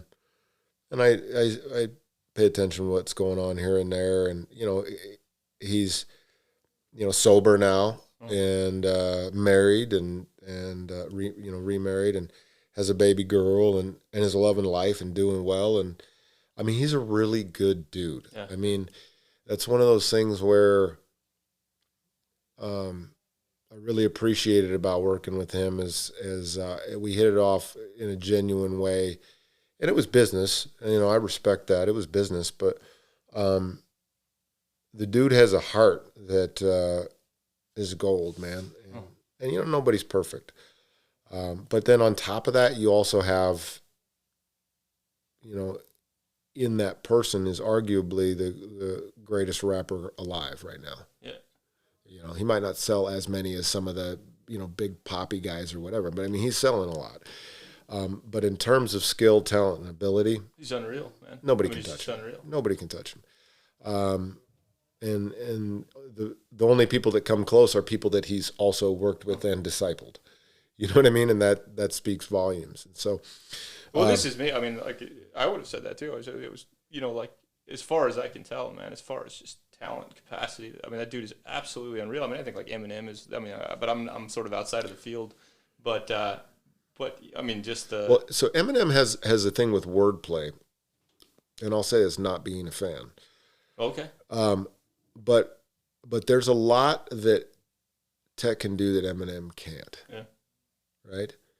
And that's just, and if you compare tonality, the way that Tech switches things up, and the actual depth that he goes to from one end to the other, a lot of the times, I think Tech is completely unmatchable. There's some people that get close. And Eminem, I mean, he earned his success. I mean, and he's extremely talented and he's very skilled. And I mean, I still don't, being an old school juggalo. I mean, I'm not a juggalo anymore. I'm not active, but, there's that part of me that can never really get into it. It's just, it is what it is. Well, so this is, I was kind of trying to frame this question, like, because I'm wondering too, because we're talking about, whatever it was that flowed through you that enabled you to perform, to, engage with an audience, to do, this is your career. But, part of what we're saying is that whatever that force was might have been evil. But I'm curious too. It definitely was. Can you tease apart, like I think of Tech Nine, right? And that song T9X, I think I sent it to you, man. Like, we at 16 years old, 17 years old, attempted to live that song out, right? Like, I mean, that song is just like, how many drugs can I take in a single night? Mm-hmm. And we embodied that, right? Like we took those lyrics and then it became something that certainly influenced what it was that, I think of it's like a form of worship or something like that. It's like this, something you're chasing. I don't know exactly how to say that. But I mean, certainly so Tech9, I've never met the guy, but, indirectly influenced me. You had that impact. But like even somebody like Eminem, man, like there's a lot of kids out there who, they don't have a voice, man. Nobody cares about them. Nobody thinks about them. And you guys are role models in some respect. And I would imagine that you've had some positive influence as well as you're an artist, man. And I always think that art has value in and of itself. And so I'm wondering, like, is there a way to tease apart maybe some of the things that were positive, the thing that, from the fact that, this was like your dark passenger? Yeah. Nice Dexter reference. Yeah. I have not been filling Lake Elmo full of bodies, just to be clear. Although I was really surprised when they drained it a couple years back that they didn't find any bodies, huh? Yeah, it's probably surprising as well. I was shocked. Anyway, so there's two people that are polar opposites of that. And I'll tell the dark side and then I'll tell the light side. And so this first part I write about in the book, and this was a point when, it was actually pretty early in my rap career. I want to say it was like 2005. Like our Grave Plot group had just started, and we had our EP, but we were not yet signed to Strange, and we were not yet, we were doing shows, but not full blown tours. And we'd just done a show in Green Bay, Wisconsin, and this dude who his name was Wicked Blue, he's dead now. He was a real loyal dude. He was a real good dude. He was like our street teamer out there. So when we would go out in that area in Wisconsin, I mean, we'd always get a good turnout, and he was why, because he would put the flyers out, get the word out. He'd get the people there. He'd push CDs, whatever. So we're having a little after party in the hotel after the show, and I'm sitting on one bed, and L.A. sitting on the other bed next to this girl who's Blue's younger sister. Blue was probably 18 or 19. His sister was probably like 16 or something like that. Anyway, she's kind of, she's real shy. And I'm looking over at her, and I notice that she's got this hospital bracelet on her wrist, but it's old and tattered, like it's been on there for a while, probably a couple of weeks. And I'm like, what is that? Why you got that? Why are you wearing that? And she just kind of starts giggling a little bit. She's too shy to talk. So I look up at her brother, and he motions to her, and he says, "Yeah, go ahead, show him." And so she rolls up her sleeves, and her wrists, both of them, they were still stapled together the long ways. And even though I was severely suicidal myself and I could relate to the concept, the little bit of heart I had left broke for her in that moment, right? Like you say about the only thing you can is like, well, why would you do that? And she just kind of sheepishly giggled a bit. And I looked up at Blue again, and I'll never forget. I can still hear it. I mean, like I said, he's gone now, but I can still hear it.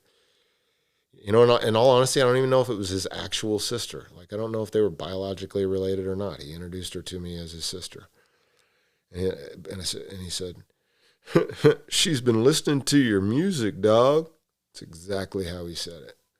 Because I used to deal with my suicidal ideations musically as Killa C by killing myself in the most creative and debauchery-ridden ways that I possibly could. Like I tried to come up with these, crazy stories about killing myself, and that was part of what I was known for. And so, like, my heart completely sank, whatever was left of it in that moment, and that's when I realized that I had the ability to impact young people, and I was using it for evil. And I didn't change a thing for years, but it weighed on me for a long time. But that's when I started to really observe the impact of what I was doing. Now, how many people, she tried to kill herself, and when she was in her darkest place, she turned to my music, and my music told her, yeah, go ahead. Well, I'm thankful that she failed. I'll never know how many were successful. This side of heaven, I'll never know how many were successful. And then likewise in my music, I mean, all the other dark stuff and things that are perpetuated, I'll never know. Just pause there, man. What comes up for you tell that story? I've told that story a lot, and I hope she's okay. I don't even know what her name was. And it just, I'm thankful for that moment, because that was a turning point for me, because I needed to see that. I needed to see what I was doing. I came face to face with what I was actually doing. I saw the reality of it. Like, there's no amount of drugs or alcohol that could mask the truth of that for me. I was not stupid. I was not so stupid that I couldn't see my role in that, right? So then the other side of that, back in 2016, I put out the Coul Hill album. And that album, I basically wanted to put out a gospel record, a gospel rap album. And so I did that. And that's, I wanted to show where I was at, because I felt that was an important part of the story to tell. And there's a song on there called Give It to God. And the chorus is, sung by another guy that I did several songs with on that record. And just, it's about giving your life, giving your worries, giving your fears, giving everything to God, and letting Him take control. I got a call from a dude who was in the process of killing himself in his car at like 120 miles an hour, headed for a cliff with his iPod shuffle on, or whatever it was, with his music on shuffle. And Give It to God came on, and he slammed on the brakes before he went over the edge. And he called me, because I put my phone number on everything. I still have the same number. Like, started doing that years ago. I put my phone number on my CDs and all that, and so same number I have now. And he called me, like, in that next moment. And I'm like, listening to this guy. And so I prayed with him, and I talked to him, and, he asked if he could stay in contact with me, and he absolutely did. And so then it became a thing where, like, I kind of, just gave him some guidance here and there, encouraged him, not a lot, prayed for him, not a lot, just a little. And last I heard from that dude, he ended up going back to school. He got a degree in something with computers, and was actually doing like counterterrorism, cybersecurity work for the FBI. So you think about that. Here's a guy that, like, the enemy was so close to being able to cut him out. And now he's working with the FBI, stopping terrorists and stuff like that, stopping cyber crimes and stuff like that. I mean, that's pretty cool. So that's the other side of that. So, like, I mean, same one, man. I mean, I asked you on the other side of that. What comes up for you when you tell that story? Well, that tells me that there's still that there is something good that I can do with the gift that God has given me, even though the majority of what I've done with it has been bad. And that God has a purpose for me. Yeah. And I think where I'm at, I've learned that no matter what I do, He's going to use me. I mean, he actually, I think, kind of gives me choice as to what I want to do. And I just ask Him to use me in that. And I don't remember to ask Him every day to use me, but I can faithfully say that the days that I begin by asking Him to use me and for His purposes are always my better days. Doesn't mean I don't have hard things that days, but I make better choices. I feel better. I'm in, better control of myself, mentally, emotionally, physically, etc. So, that's just one of those things. For what it's worth, man, I asked for that this morning. Well, good. That's awesome. Appreciate that. It's meaningful. So, kind of go back a little ways, right? So we're talking about, first that conversation with Violent J, and then, and then you get this little recording studio here in Billings. What happened next? When did you know you were big? I mean, you're pretty big, man. Well, so, one of the things I knew about ICP is that as they started to make it, they recognized that they needed to get outside of Detroit. So they looked at a map, and they used a dart to figure out what cities they were going to promote. They literally threw a dart at the map. Sounds about right, yeah. And they called those clown towns, is what they called those. I knew from the beginning that I could not find the level of success that I desired in Billings alone. So I looked at a map, and I saw Denver, Seattle, and Minneapolis, closest relations to Billings, right? And so that's where I focused my energies. But, started working with Chris, Superman, and recording, and basically, recorded albums. And I started going to other concerts, like ICP shows and Twisted shows and other concerts in those cities. And I actually started by going to their shows and handing out CDs in the line with my contact info on the back. And then people started to recognize me and like, hey, yeah, it's a dude who gives out CDs, because, nobody was really doing it to that volume. And so then I started going to those same areas. I was doing that like monthly.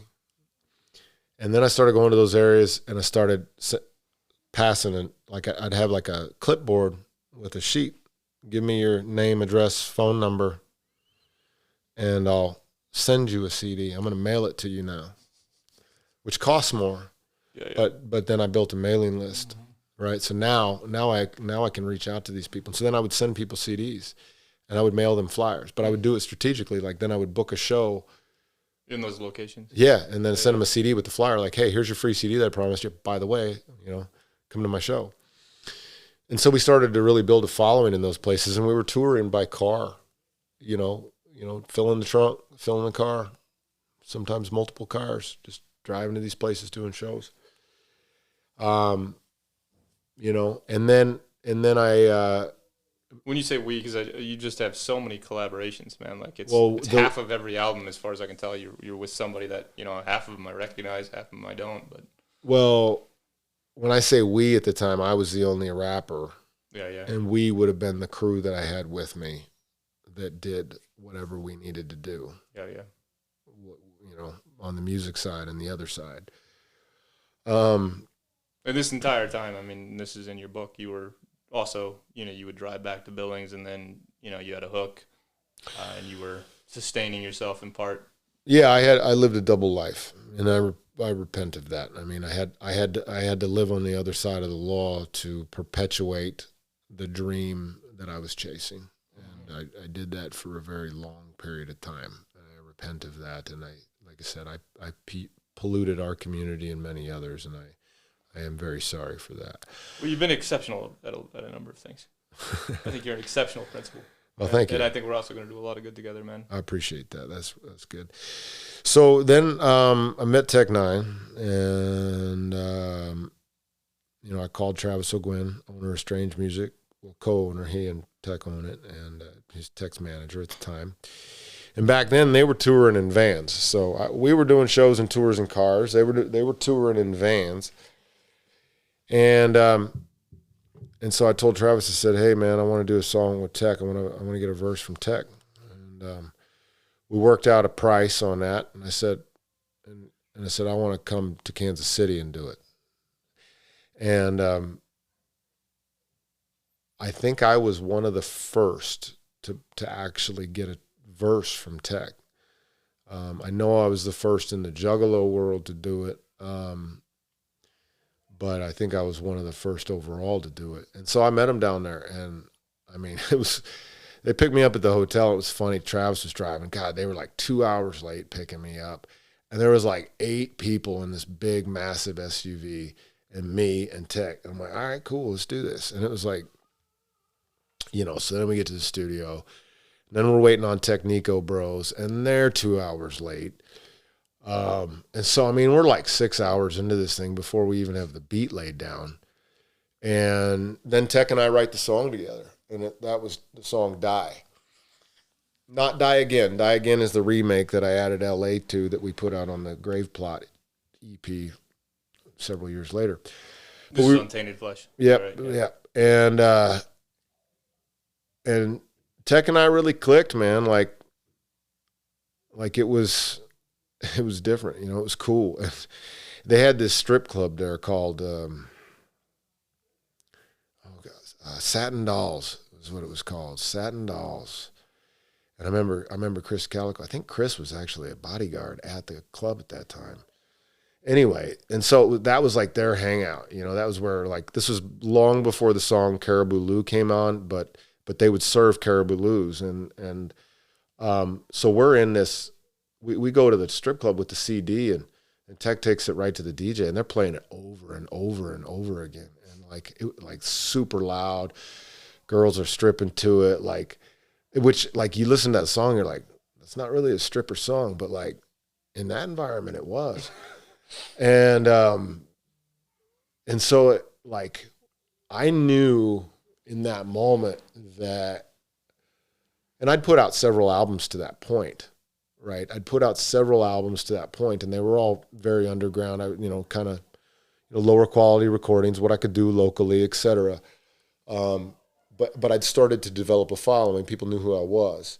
But I knew in that moment that this was the path to my own legitimacy as an artist. This was my path towards success, and that this was something that I could embrace, that I could push. And I did. So I decided that day that from then on I was going to record all of my albums in Kansas City, no matter what. And that's when I started doing that, because, I mean, the sound quality was incredible. The beats were great. I mean, they were expensive, but they were great. And then when I wanted features, I mean, I could get anybody I wanted now for the most part. And they were all top quality, man. And the people treated me with respect, and that was great. And so that started then. And then I started really helping Strange Music promote all the shows within our region, these states. And in exchange for, I was opening those shows. And so then we started touring in vans, and they started touring in buses. Well, about about a year later, I still hadn't put that album out. I hadn't put out any of the songs on it yet. I was waiting until it was done, but it got leaked. I was so mad. It got leaked, and it got several 100,000 downloads overnight, like over 250,000 overnight. That Die. Yeah. And I was so mad. Yeah. But that's what did it. That was the spark. Yeah. Yeah, it blew up overnight. And what happened was, there was an engineer at the studio.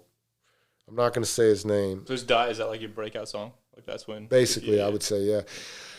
There was an engineer at the studio that actually, I think that he was resentful because I chose to work with Rob Rebeck instead of him. I don't know. But he's the one that leaked it.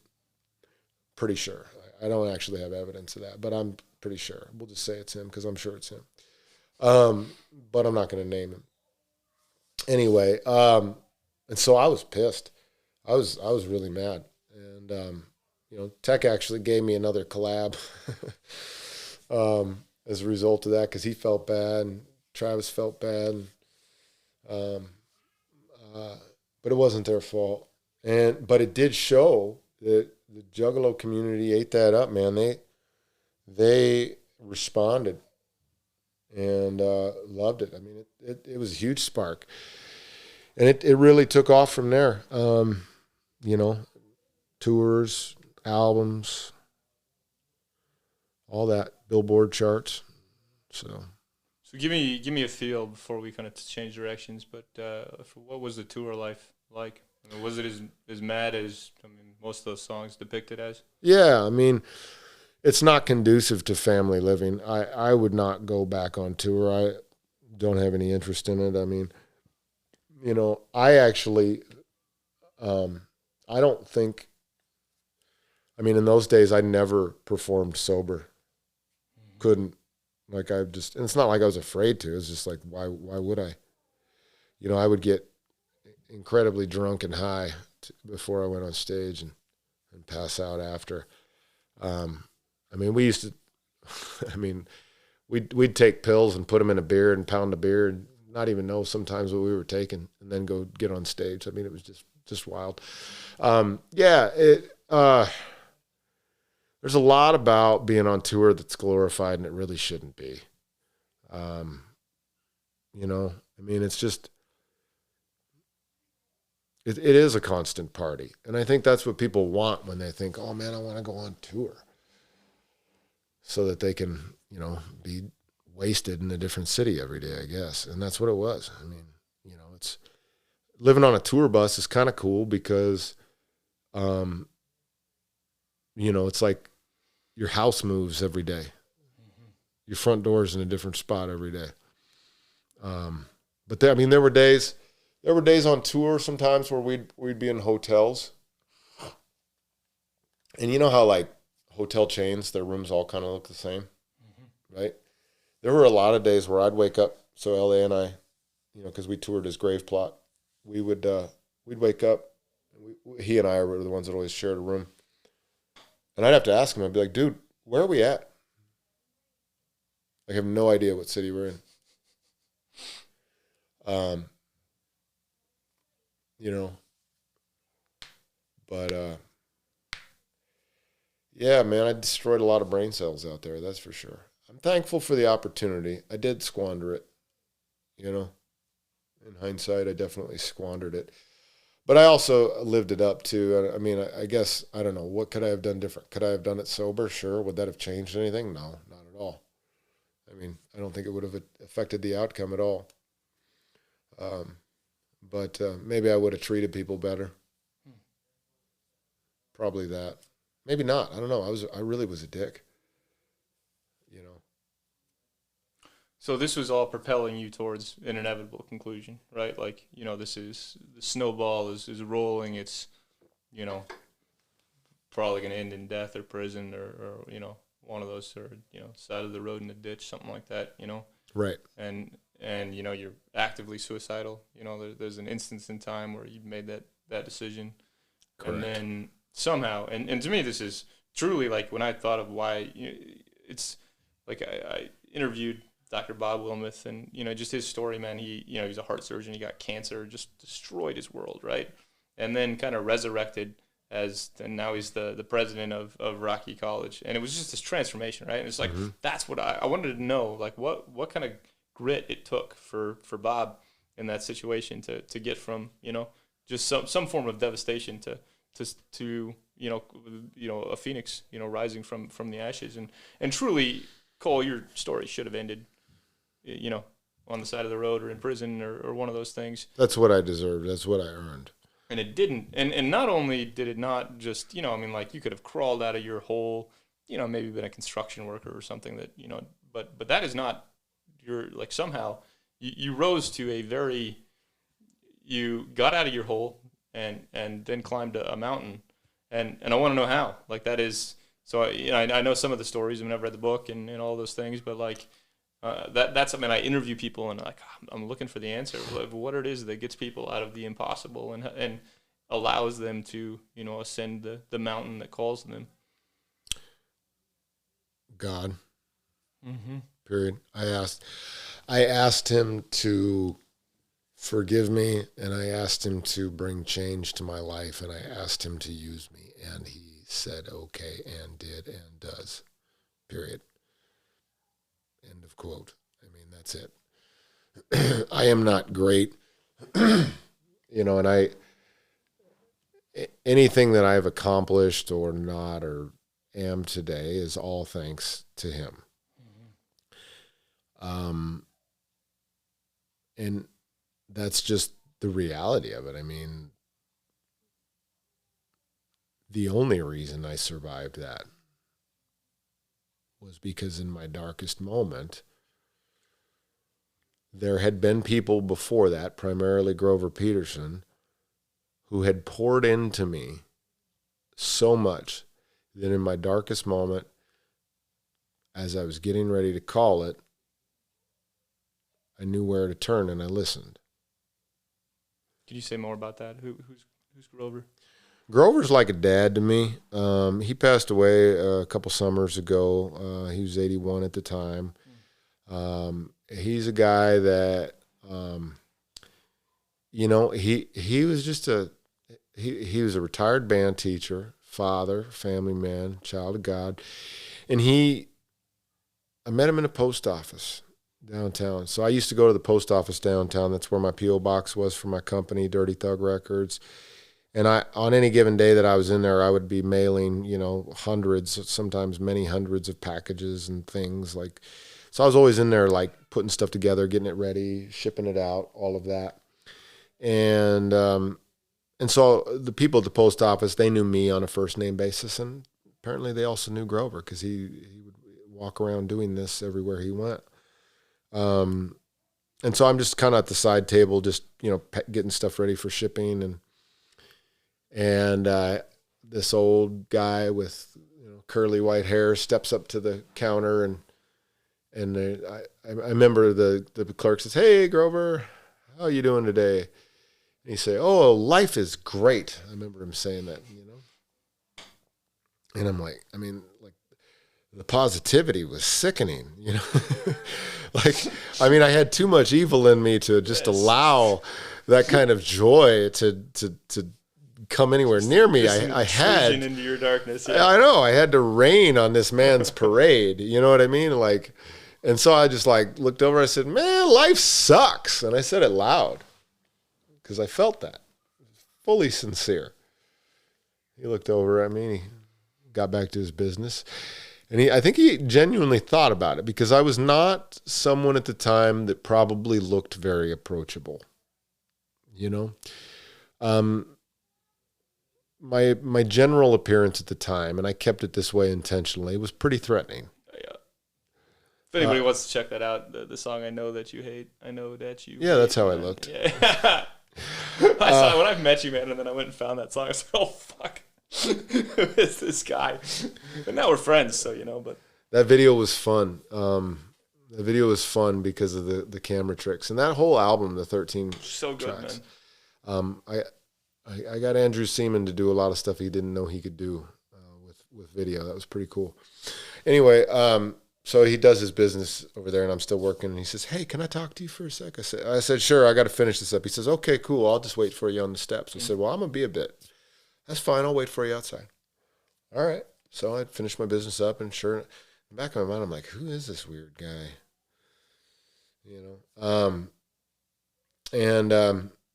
And so I meet him on the steps, and we start talking, and he asks me what my purpose is, and I'm like, "Oh, I don't know." He pulls out his pen, and he shows me this thing. He says, "Design, function, purpose." Like, this pen has a design, it has a function, and it has a purpose. What's yours? I don't know. And so we talked a little bit, and he said, "I'd like to take you to breakfast. Can I take you to breakfast?" And I was kind of weirded out by it, but there was just something in me that nudged me to giving this weird old dude a chance. And I'm thankful that I did, because everything would be much different if I hadn't. Because God sent Grover to get me that day.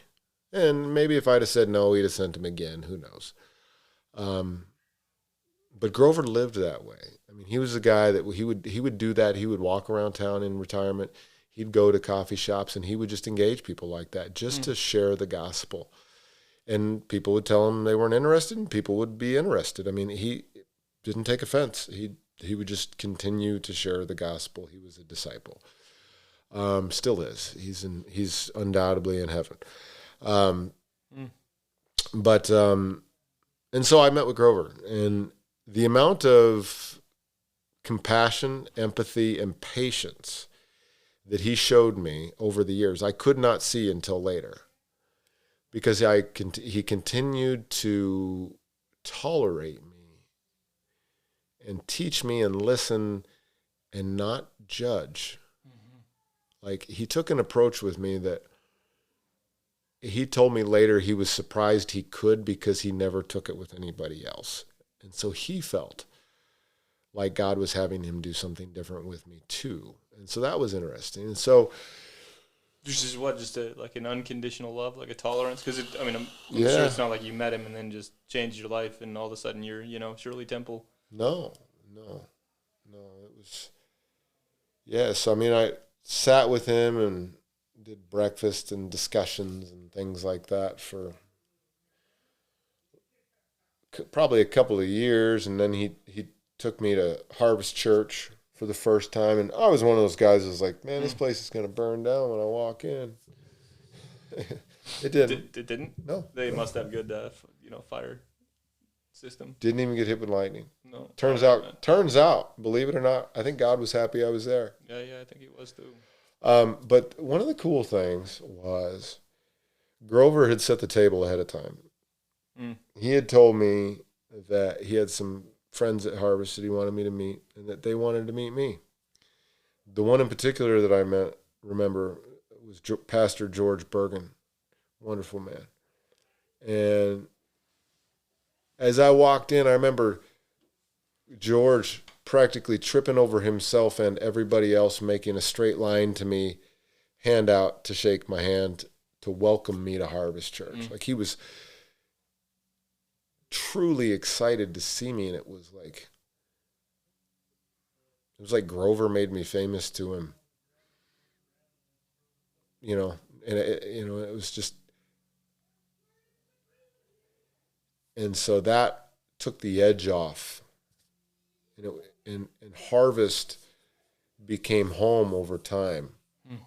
So I would go to church, and I would listen, and I would learn, and I met the pastors, and I talked to people, and I'd go with Grover, typically.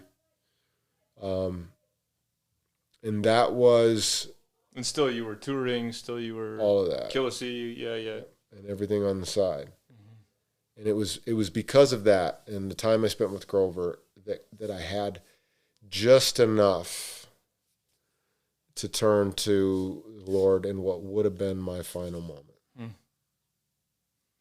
So what you're describing, I think that may have been in part what I was able to provide for Koa, right? Because I started hanging out with Koa when he was 13, 14. I used to take him fishing. I used to take him rock climbing. Yep, that's how he tells it. Yeah. And then I lost track of him. I tried, man. I pursued that kid. But it was like a lifeline to something that I don't know, that he knew he could, he had to be ready for it, but reach back out, and then I was still there, and it's like a even when your life is consumed by darkness, right? It's just like a tether, man. It's something that holds you on to that possibility of redemption, salvation. It's just something like light, right? Yep. Even as you're trying to like just kill that off, right? Because light makes you weak. Right. When you're that dark of a creature. I mean, I certainly was. Absolutely. Yeah. But if there are no tethers, man, if you manage to cut all of them off, I don't know. Ask me the question again. No, there was no question there. Just if you cut off all of those tethers, man. But Grover was one of those for you. When you say tethers, you rephrase that for me. Sorry, I was thinking of something else while you were talking, and I lost your. Oh no, that's all right. So the way I used to kind of envision my life, right, is that I could see this like spaceship, right, and it's like I'm an astronaut or something, and I've got this like almost umbilical cord, right, like you're tethered to the spaceship, man, and like I had a couple of them. One was kids with special needs. One was my parents, and then eventually my wife. But they're the things that kept me connected to some force of life, right? And had I been able to, I wanted to sever them. I wanted to, it's darkness, man. You're somewhat invincible if you care about nothing, and that's a poisonous, very dark place to be. And I'm just talking about myself. But I think I was one of those lifelines for Koa. Some people stepped up, and they were lifelines for me. That when I was finally ready, or were so sick and tired of just the devastation that I think my life had wrought, that I was able to that it was still waiting for me, and I was able to come back. Yeah, Grover was the only one. Yeah, you had one. I had one, and that was it. He gave me connections, like he introduced me to Vern, he introduced me to the church, but like Grover knew me, right? and so, yeah, I had one, and it was him. 'Cause that's part of it too, right? He had to know you, like, right? If it was superficial, if you were putting on an act around him, Right. you know, then it's... Yeah, no, it was him. Hmm. And man, he taught me a lot. And and his family has basically adopted me in a way too. I mean, they refer to me as, brother, and his wife Joni, she's like a mom to me, and she refers to me as son. And I actually think I'm her favorite son. She's told me that before, by the way. Cole, what would you, if your Grover was here right now, what would you say to him? Well, no, I do. Like I prayerfully thank God for Grover and his impact in my life. And, my only regret there is that I took time for granted. And that's probably the last thing I learned from him. And I learned it the hard way, because that's how I've always learned everything, is the hard way, is that I wish I would have spent more time with him. And I'm sorry I didn't. Because he would have given me as much time as I would have asked for. If I would have asked him for 2 hours a day, every single day, he'd have given it.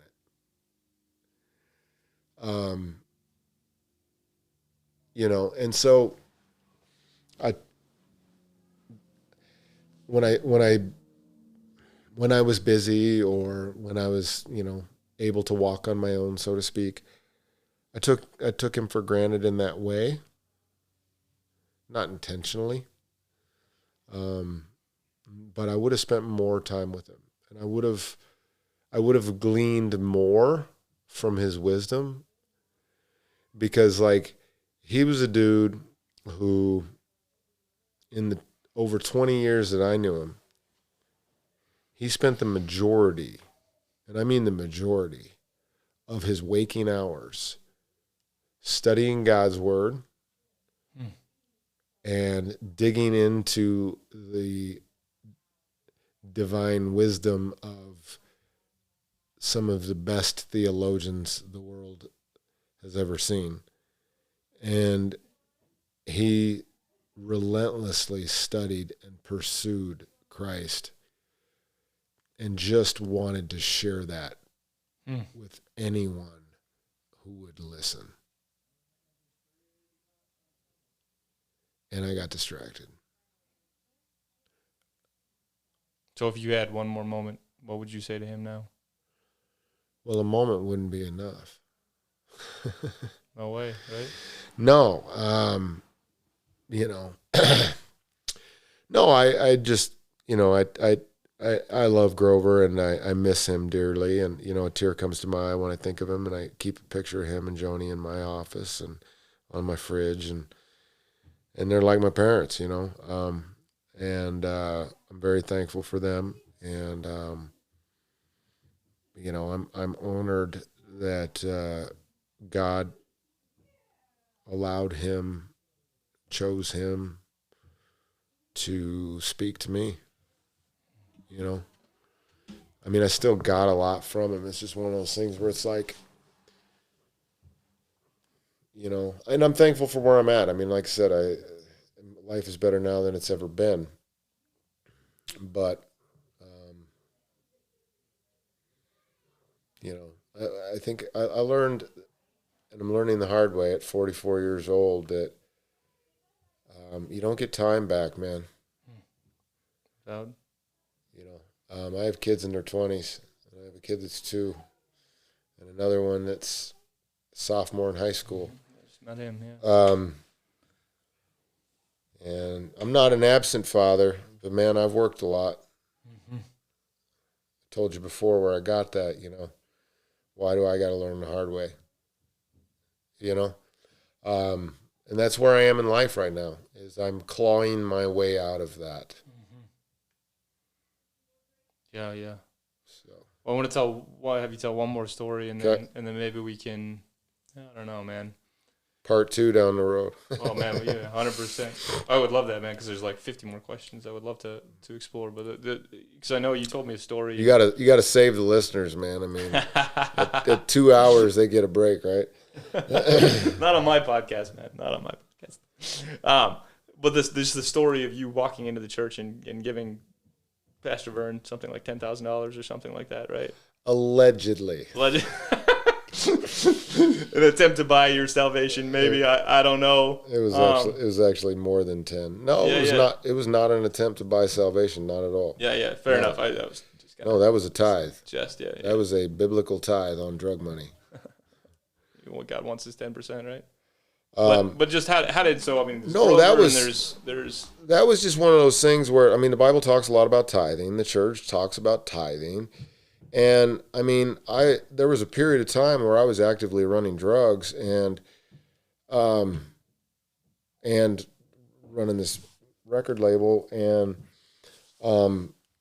I mean, on drug runs, this sounds silly, man, but like I was close to God when I was running drugs. Praying. Oh man. Yeah. That's interesting, man. 24 hours straight. Yeah. 'Cause I had a daughter. And that was the reason I didn't want to go to prison. That was the reason I didn't want to die. I didn't want to do that to her. And so that was a big piece in my life that God used as leverage to wedge me out. Because that was the thing that I didn't want to do. I didn't want to leave her. That's the only thing I was scared of. I didn't want to die until I knew she was okay. And when in the moment when I knew that she was going to be okay, when her mom remarried and all that, I was, and I mean, other stuff happened since then, and it turns out she wouldn't have been okay. But in that moment, I thought she would have been okay. And so, I mean, we're talking like praying without ceasing, constant prayer for like 24 hours straight on drug runs. I mean, and it was like, God, I know, and it wasn't an exchange. It wasn't like a this for that, but it was like, I know I deserve hell. I know I deserve prison. And when the moment comes that I can turn my back on this, I will. Please protect me. Please bring me back to my daughter. I mean, that was the summary of my prayer. And what I was striving for, to find legitimacy in a place where there was none. And that's the lie that many of us buy into and what Hollywood sells. And so anyway, that being said, so, I began to learn about the Lord and attempt to follow him as best I could while still leading a very double life and learning about things and learning about tithing. And it was just on my heart to start tithing. And so I was tithing on drug money.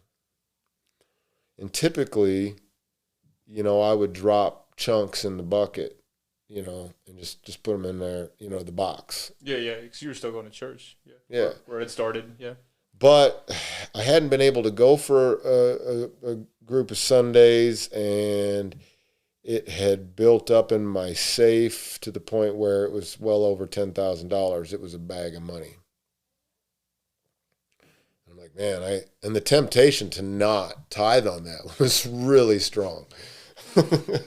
Like, dang, man, that's a lot of money. You know what I mean? It's like, I already committed it. It's not mine. I better just honor that, right? And so I just, I had it in a bag in the safe, pulled it out of the safe, tucked it in my pants, went to church, or after the sermon, walked up to Vern. I said, hey, I got something for the Oasis pool fund, because that's what that's what I would try to put the money in, because I really believed in that. I thought, I love the water. I think it's great for kids. And, it's terrible today how infrequently young people get outside.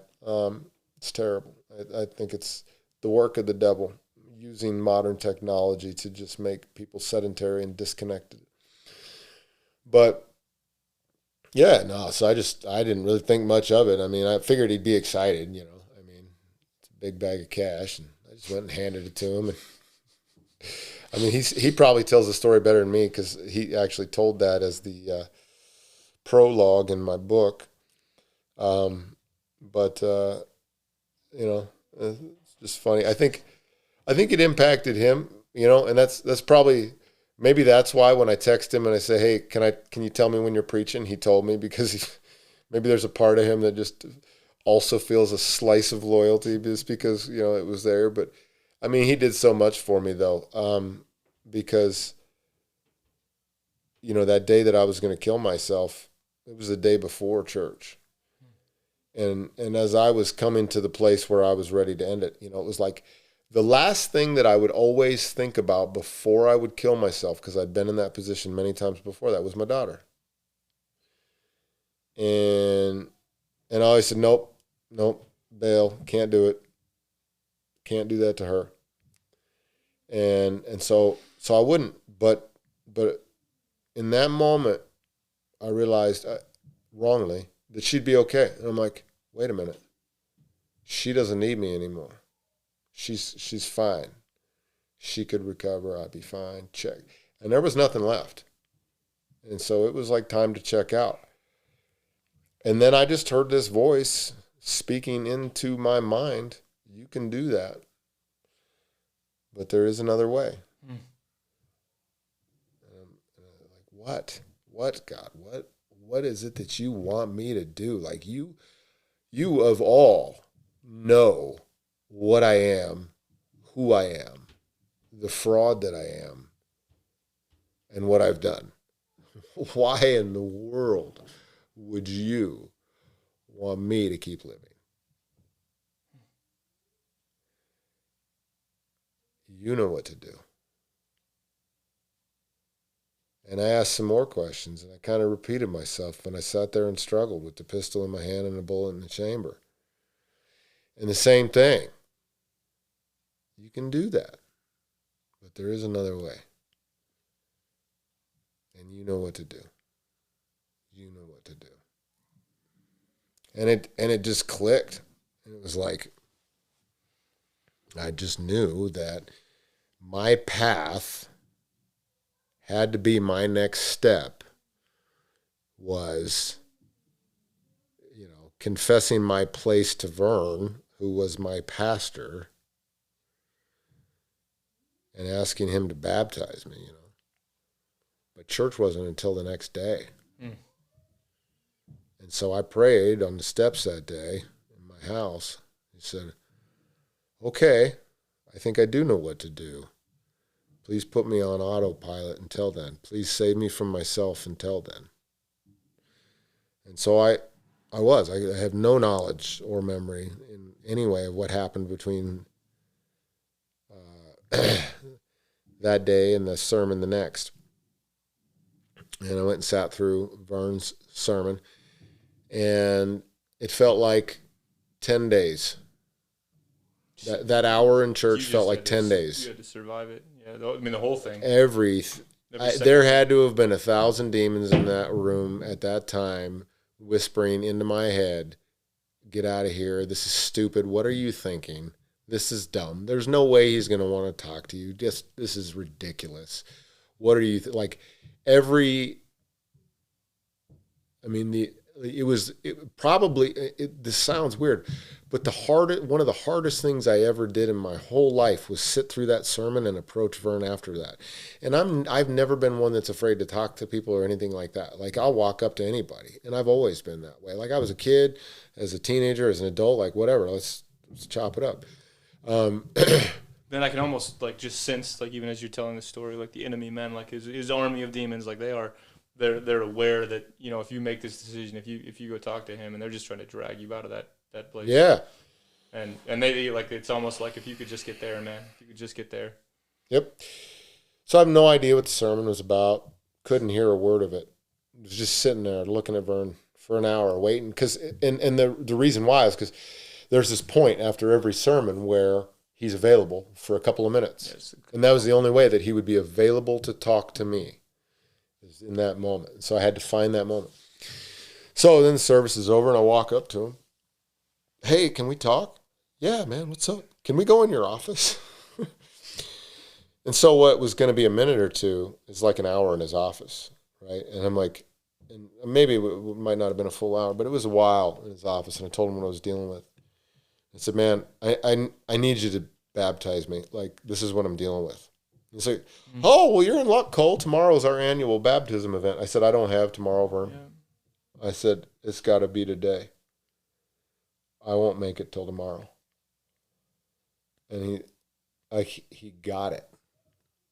He's like, well, do you have an hour? I said, I have an hour.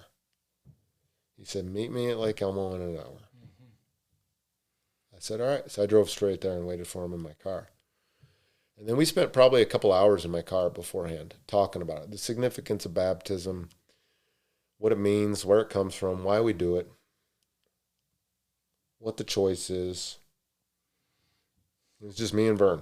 There's nobody else there. Well, me, Vern, and the Holy Spirit, of course. You know, and I played some songs for him.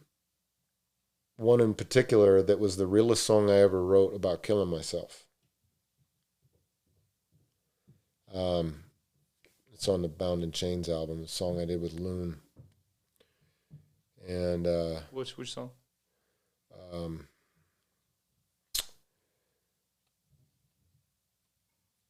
Jeez, man, I forget the name of it. Sorry, we'll get it back. I just want to listen to it. Yeah, no, I gave you a copy of the CD, so it's the song with Loon on it. It's called Friend of Mine. All right. And the concept of the song is that this life is no friend of mine. And I kill myself at the end of it.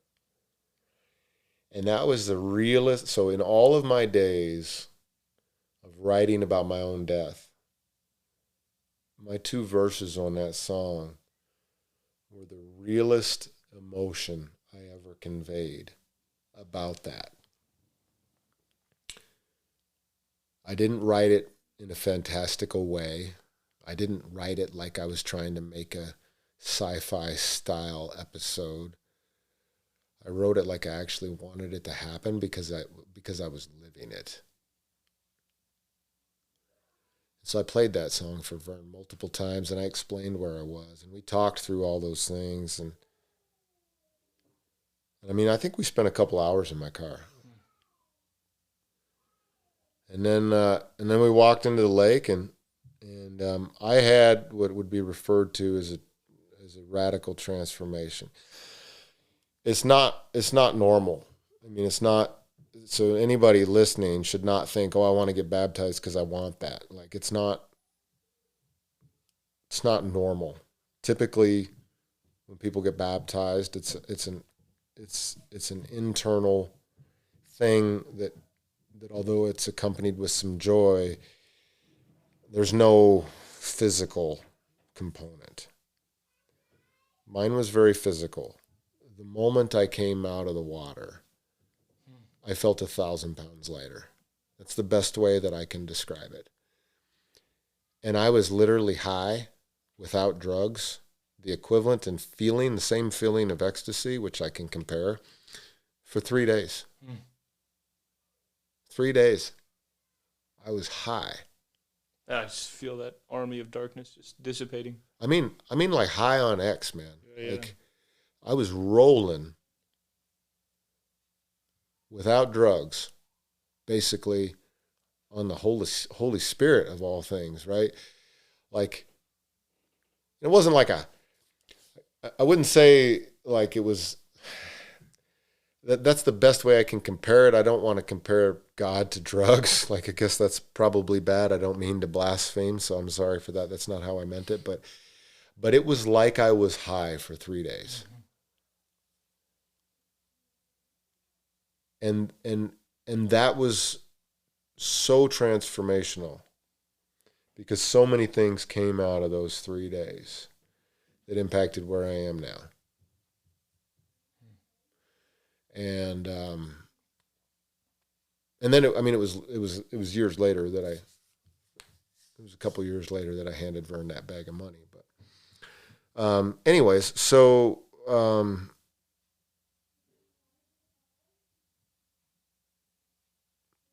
yeah, Vern's a good dude. Yeah, he is. Very thankful for him. Yeah, I forget what the question was. I think I might have walked around a little bit. You answered it, man. And I was thinking about this actually kind of when I was driving over here. And so for my dissertation, I interviewed a guy who's gone through the Center for Mentor Coaching and Leadership Development. He was probably like the meth dealer in Iowa, and he went to prison. I mean, he was like a valedictorian. He was, he's a really smart guy, and then just discovered he could make a lot of money selling meth, and just manufactured the stuff. And that was in Iowa's kind of heyday. We had a period of time. And anyway, man, so I interviewed him. And oh, yeah, Iowa, they like their meth over there. Yeah, they certainly used to. Yeah, when my buddy Joel was making it. Yeah. But was talking about his story, and he cited this verse, maybe it's in Samuel or something like that.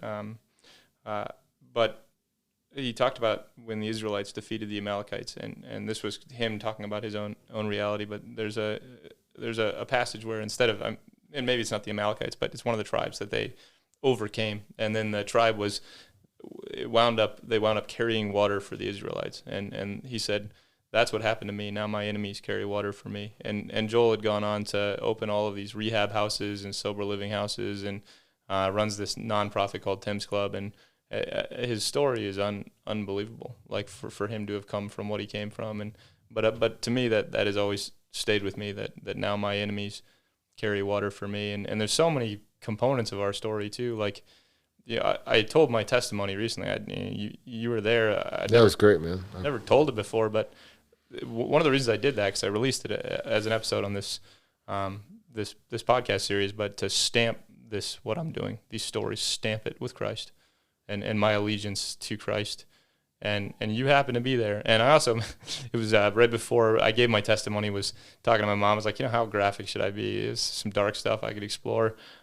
She's like, well, use good judgment. She didn't tell me what to do, but I think then you were there, and I was just like, well, if you want to know how dark it was, just listen to Killa C, and that, that'll get you there, right? Yeah. Like he already described it. I don't need to describe it necessarily. Glad you found some value. Yeah.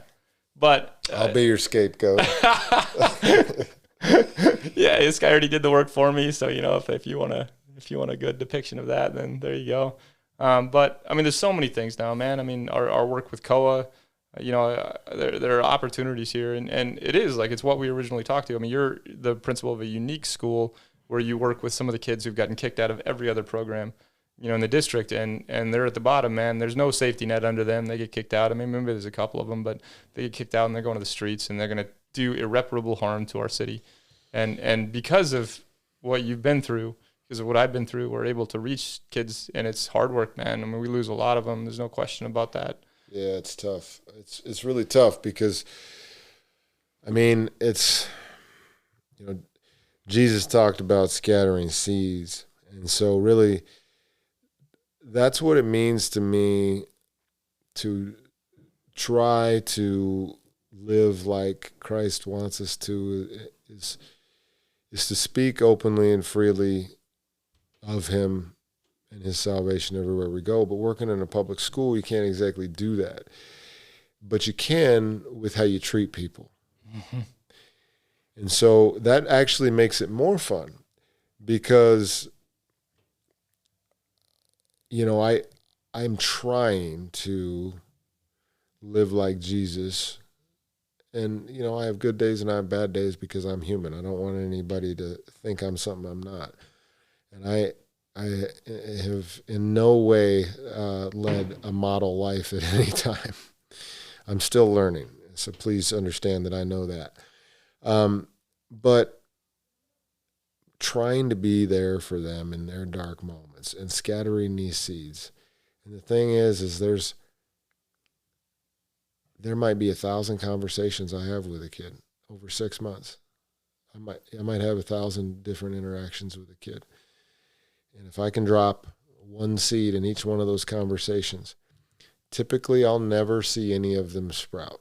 Mm-hmm. The kid will be moved on one way or another when one of those seeds sprouts, if it ever does. And ultimately, I might scatter the seeds and it will rely on someone else to cover it with soil, someone else to water it. and then the right time and context for it to blossom. Mm-hmm. And so I mean, that's kind of the thing, is I don't get to see a lot of the wins. I get to see some. I get to see a lot of the losses, you know, and that there's secondary trauma in that too, you know, and that's tough. But it definitely feels like I am where I'm supposed to be right now. And that is one of the most blessed feelings I could describe. And I'm very thankful to the Lord for that. I'm thankful to be able to feel that. And I'm thankful to be able to be that. And again, I mean, it's tough. It's not easy. And it's not even measurable. Mm-hmm.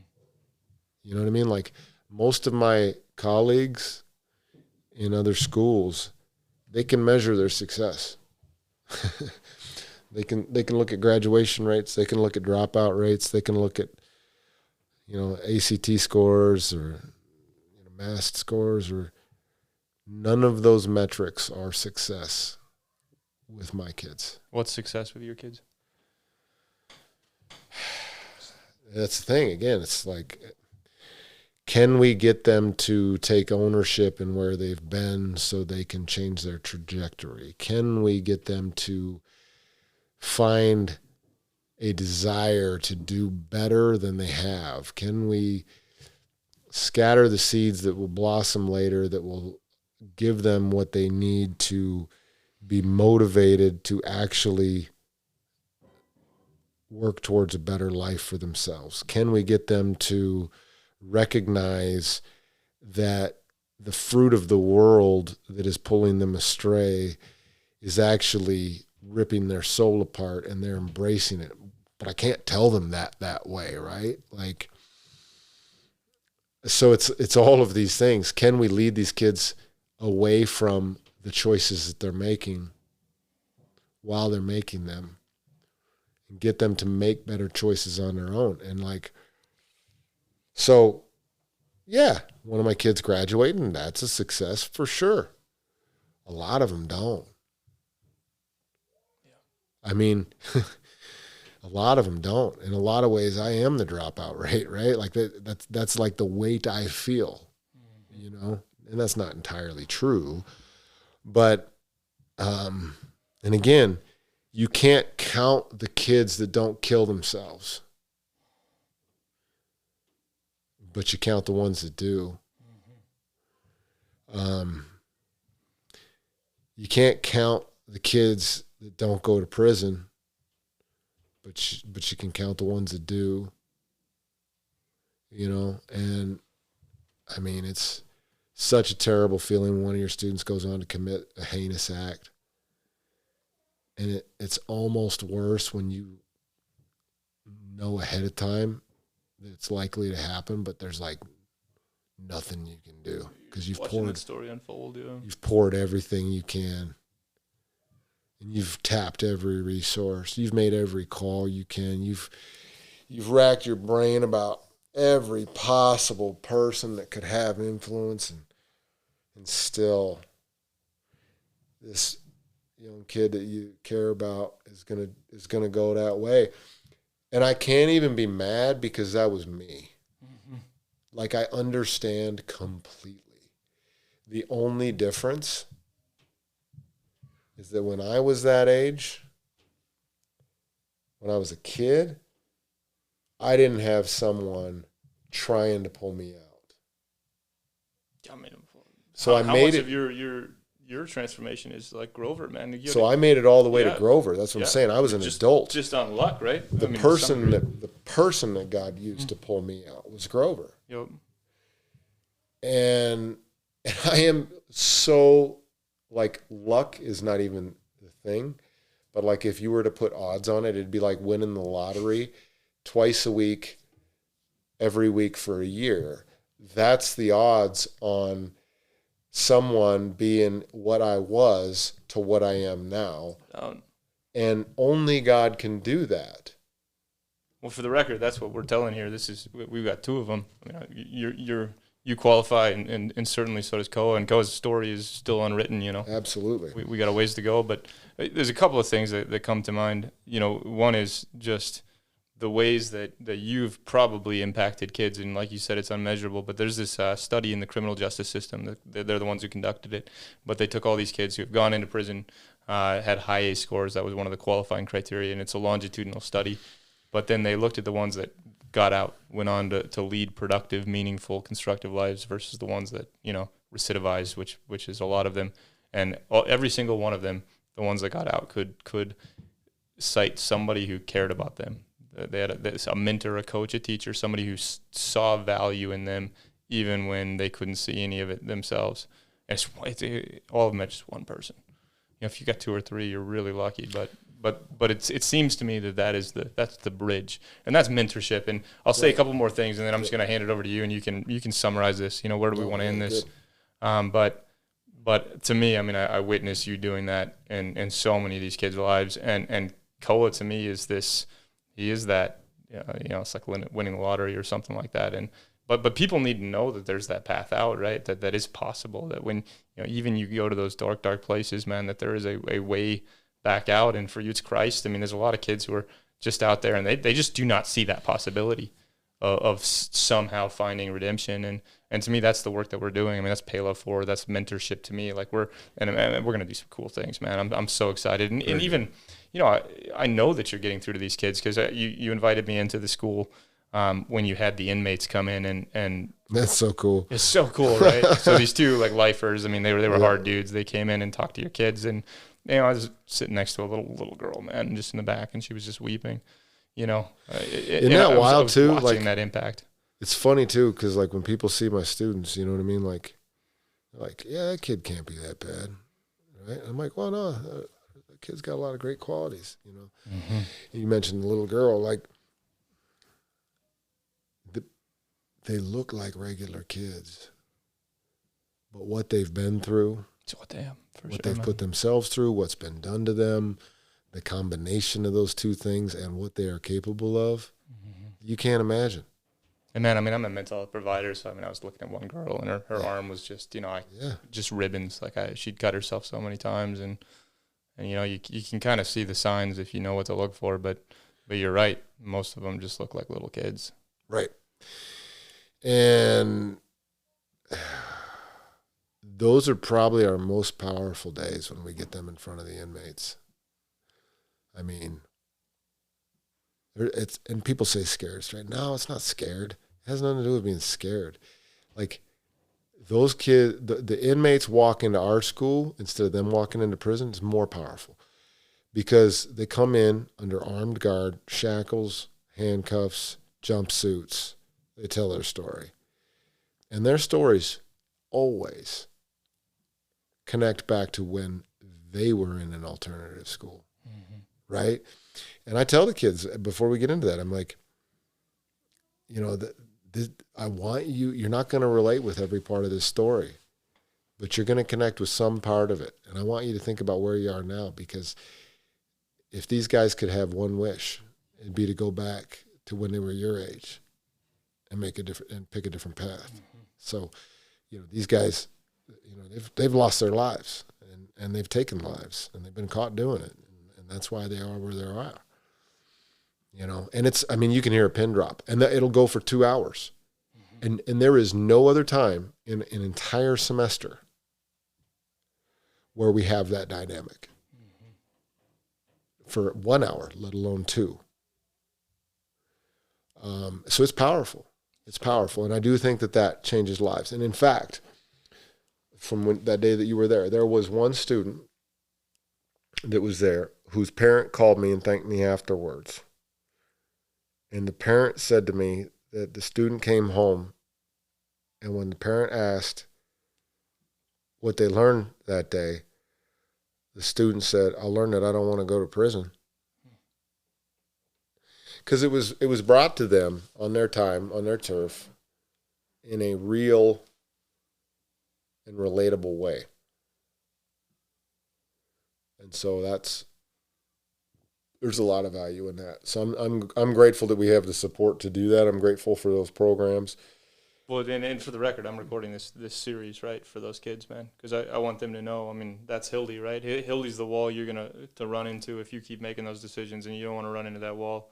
But we got three, you, me, Koa, man, who somehow charted a new course, and now we're having an impact. I mean, I can't imagine the lives that Koa is going to impact. All right, so final two questions. Okay. All the stuff that we've covered here, you just take it away, man. You say whatever you want to say. And then what do you want to say to Koa as the final one? Those are your last two questions. Okay, so, I think that it's important for Koa to know that he's got the ability to have a huge impact for the kingdom. And as such, the enemy is going to continue to try to derail him in any possible way he can. Ideally, I think the enemy would probably prefer his death. Yeah. That would be the easiest way to just stop that threat. And I think the enemy is actually going to pursue that. But the enemy is also pursuing something else, and that's distraction. And he's really good at it. And you can bite into that hook, line, and sinker and be off for a decade or more before you realize it. I know, because I was. Just getting tugged out of alignment. Yeah. And that's it. It's just, it's like you're a car going down the freeway, and your tires are getting more and more out of alignment, and so you got to slow down, and it's wobbling and wobbling and wobbling and wobbling, and like that's enough to make you less effective. That's enough to get you off track. That's enough to get you to choose alternate or excursions maybe that aren't actually what you were saved for, right? And like, I'm preaching to the choir right here, because like I'm saying that from experience, and I know that. I'm looking at that. I'm honestly reflecting back and recognizing that. Okay, I'm very blessed. I love my life now. I would live every moment of it again the exact same way to get back to this life I have with my wife now. I would. There's a country song about that talks about, coming, living a broken road if it brings me back home to you. For the record, because I met you 10, 12, 13 years ago, and I know that your road was not a straight line between then and now, but now, man, when I'm looking at you, man, I'm looking at a guy who's in alignment. I'm working on that. I wouldn't say I've arrived. I think it's a journey, and I'm going to continue to work on that. And I'm just happy that I can see that now, and I'm hoping and praying every day to hold on to that focus and continue to work on that and continue to get better. It's about a growth mindset. And none of us will ever actually be like Christ. But if we can be 1% more Christ-like every day, then we are making the world a better place. And that's what we are called to do. And maybe, just maybe, we get a little more time here with those that we love and for those that we love if we do that more. Maybe. I don't know. It's not up to me. But I'm gonna try to do my part.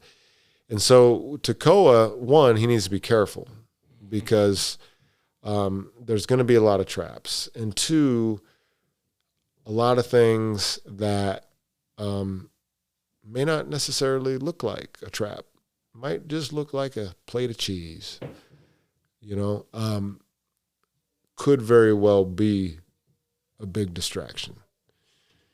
And so if I were to give him any piece of advice, I would just say to identify the mission and then be mission focused. That would be what I would say to him. And then anything else that I would say is, for anyone out there who was privy to my past life or a part of it or hurt by it, I do repent, and I am very sorry for who I was and what I did. I am not the same man that I was back then, and I take responsibility and for that.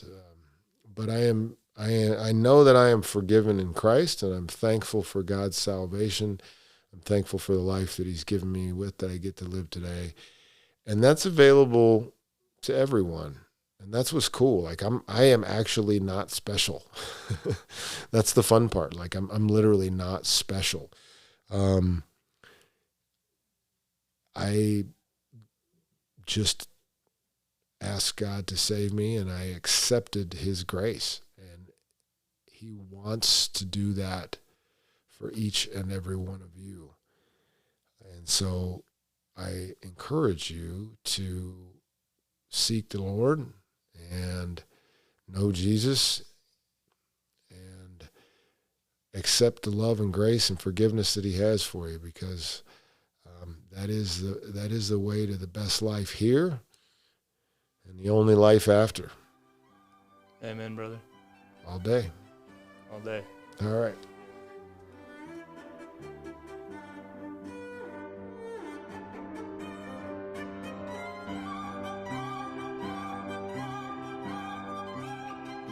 I wanted to expand a little bit on a portion of the conversation Cole and I had that referenced a quote by Carl Jung that people don't have ideas, ideas have people.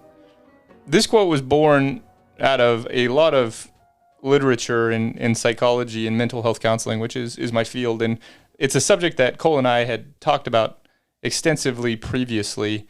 And so I wanted to give a little bit of background as to why I asked that question and what it ultimately meant.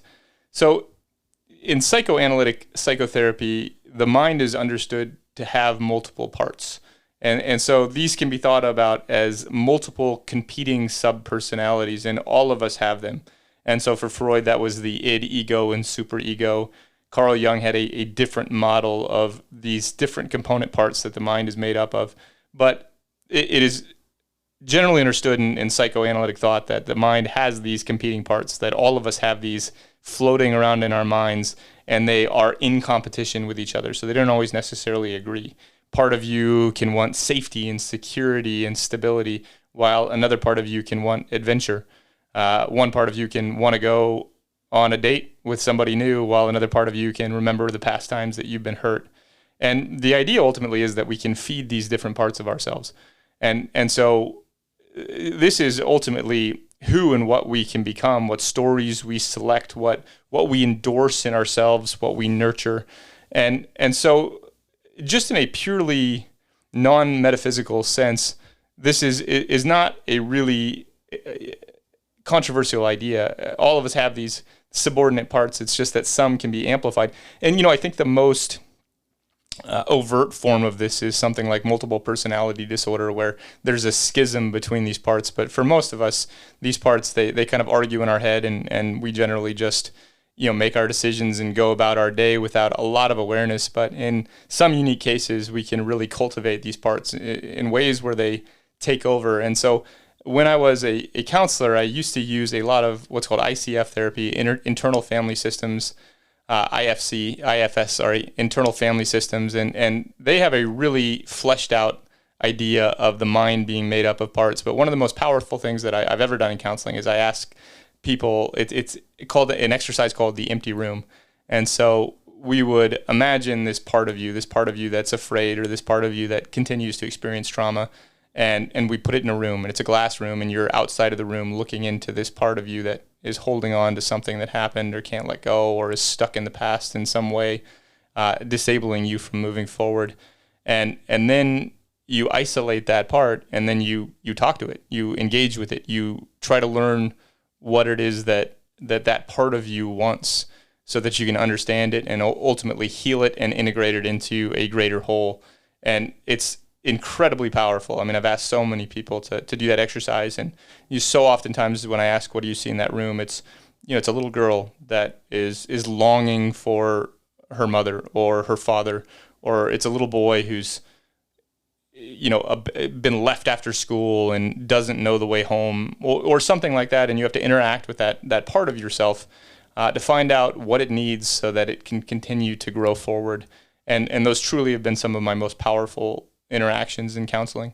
And so when I talk about being possessed by an idea, this can have a very clinical explanation that, that this sub-personality, in Coul's case, maybe Killa C, was nurtured and developed and took on a dominant life force of its own, and provided things for Coul. And so that doesn't necessarily translate to anything like an idea of demon possession, but rather just a fairly normal psychological process that all of us go through when we endorse something that is maladaptive and let it rule our lives. I do also think in the case of Coul, because both him and I have a spiritual, religious, Christian background, that this idea has a more overt explanation, in the sense that possession can be something real. And the antithesis of maybe what it was that we were describing is what Christ ultimately asks us to do. And so Christ, he presents himself as a life force. He presents himself as living water. So in John 4:13, he says, "Everyone who drinks of this water will be thirsty again, but whoever drinks of the water that I will give him will never be thirsty again. The water that I will give him will become a spring of water welling up to an eternal life." Or in John 6:35, Jesus said to them, "I'm the bread of life. Whoever comes to me shall not be hungry, and whoever believes in me shall never thirst."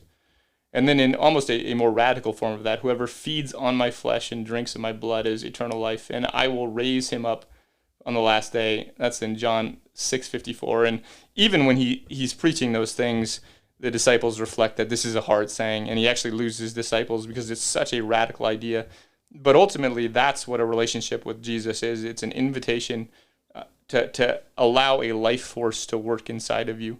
And that is absolutely a form of possession. To be possessed by Jesus is to allow him to transform you from the inside out. And I always think of that as a testament of faith, what that means. Like, if you invite Jesus into your life, then it's something that's working and moving inside of you. And I think that's what Jesus meant when, a fruit is or a tree is judged by its fruits, or what Paul meant when we are products of our acts, not just faith alone, but that wellspring lives inside of you and transforms you, and ultimately transforms your actions. So if you say you believe, but it changes nothing inside of you, then it's very clear that there isn't anything living inside of you. And so, I think if you accept that as an idea or a fundamental precept of Christianity, the opposite is true. And I think our discussion on spiritual warfare exemplified that there are other forces that you can give yourself over to, and they also can transform your actions and transform who you are. And so whatever interpretive lens that you want to look at that through, I think it's explanatory. And I also think that most of us have maladaptive sub-personalities that are leading us to do things or behave in ways that we could do better. And so finding ways to really isolate those, like in Coul's case, that might be isolating Killa C, can allow you an ability to orient yourself towards those things and then move forward. And then ultimately, if you believe what Coul and I believe, and you accept Christ into your heart, that could be a transformative force that can just change everything. And ultimately, this podcast, this series is about redemption. And our belief, our fundamental belief, is that no matter where you go or what you've done or where you've been, there is a capacity for redemption. And I've seen that in all of these stories that I've told, certainly in Coul's and Koa's.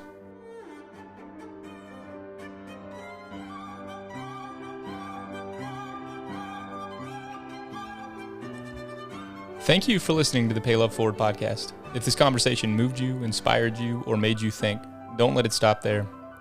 Pay Love Forward is more than a podcast. It's a movement, a community, and a way of being. At its core is a simple commitment to invest in others in ways that multiply.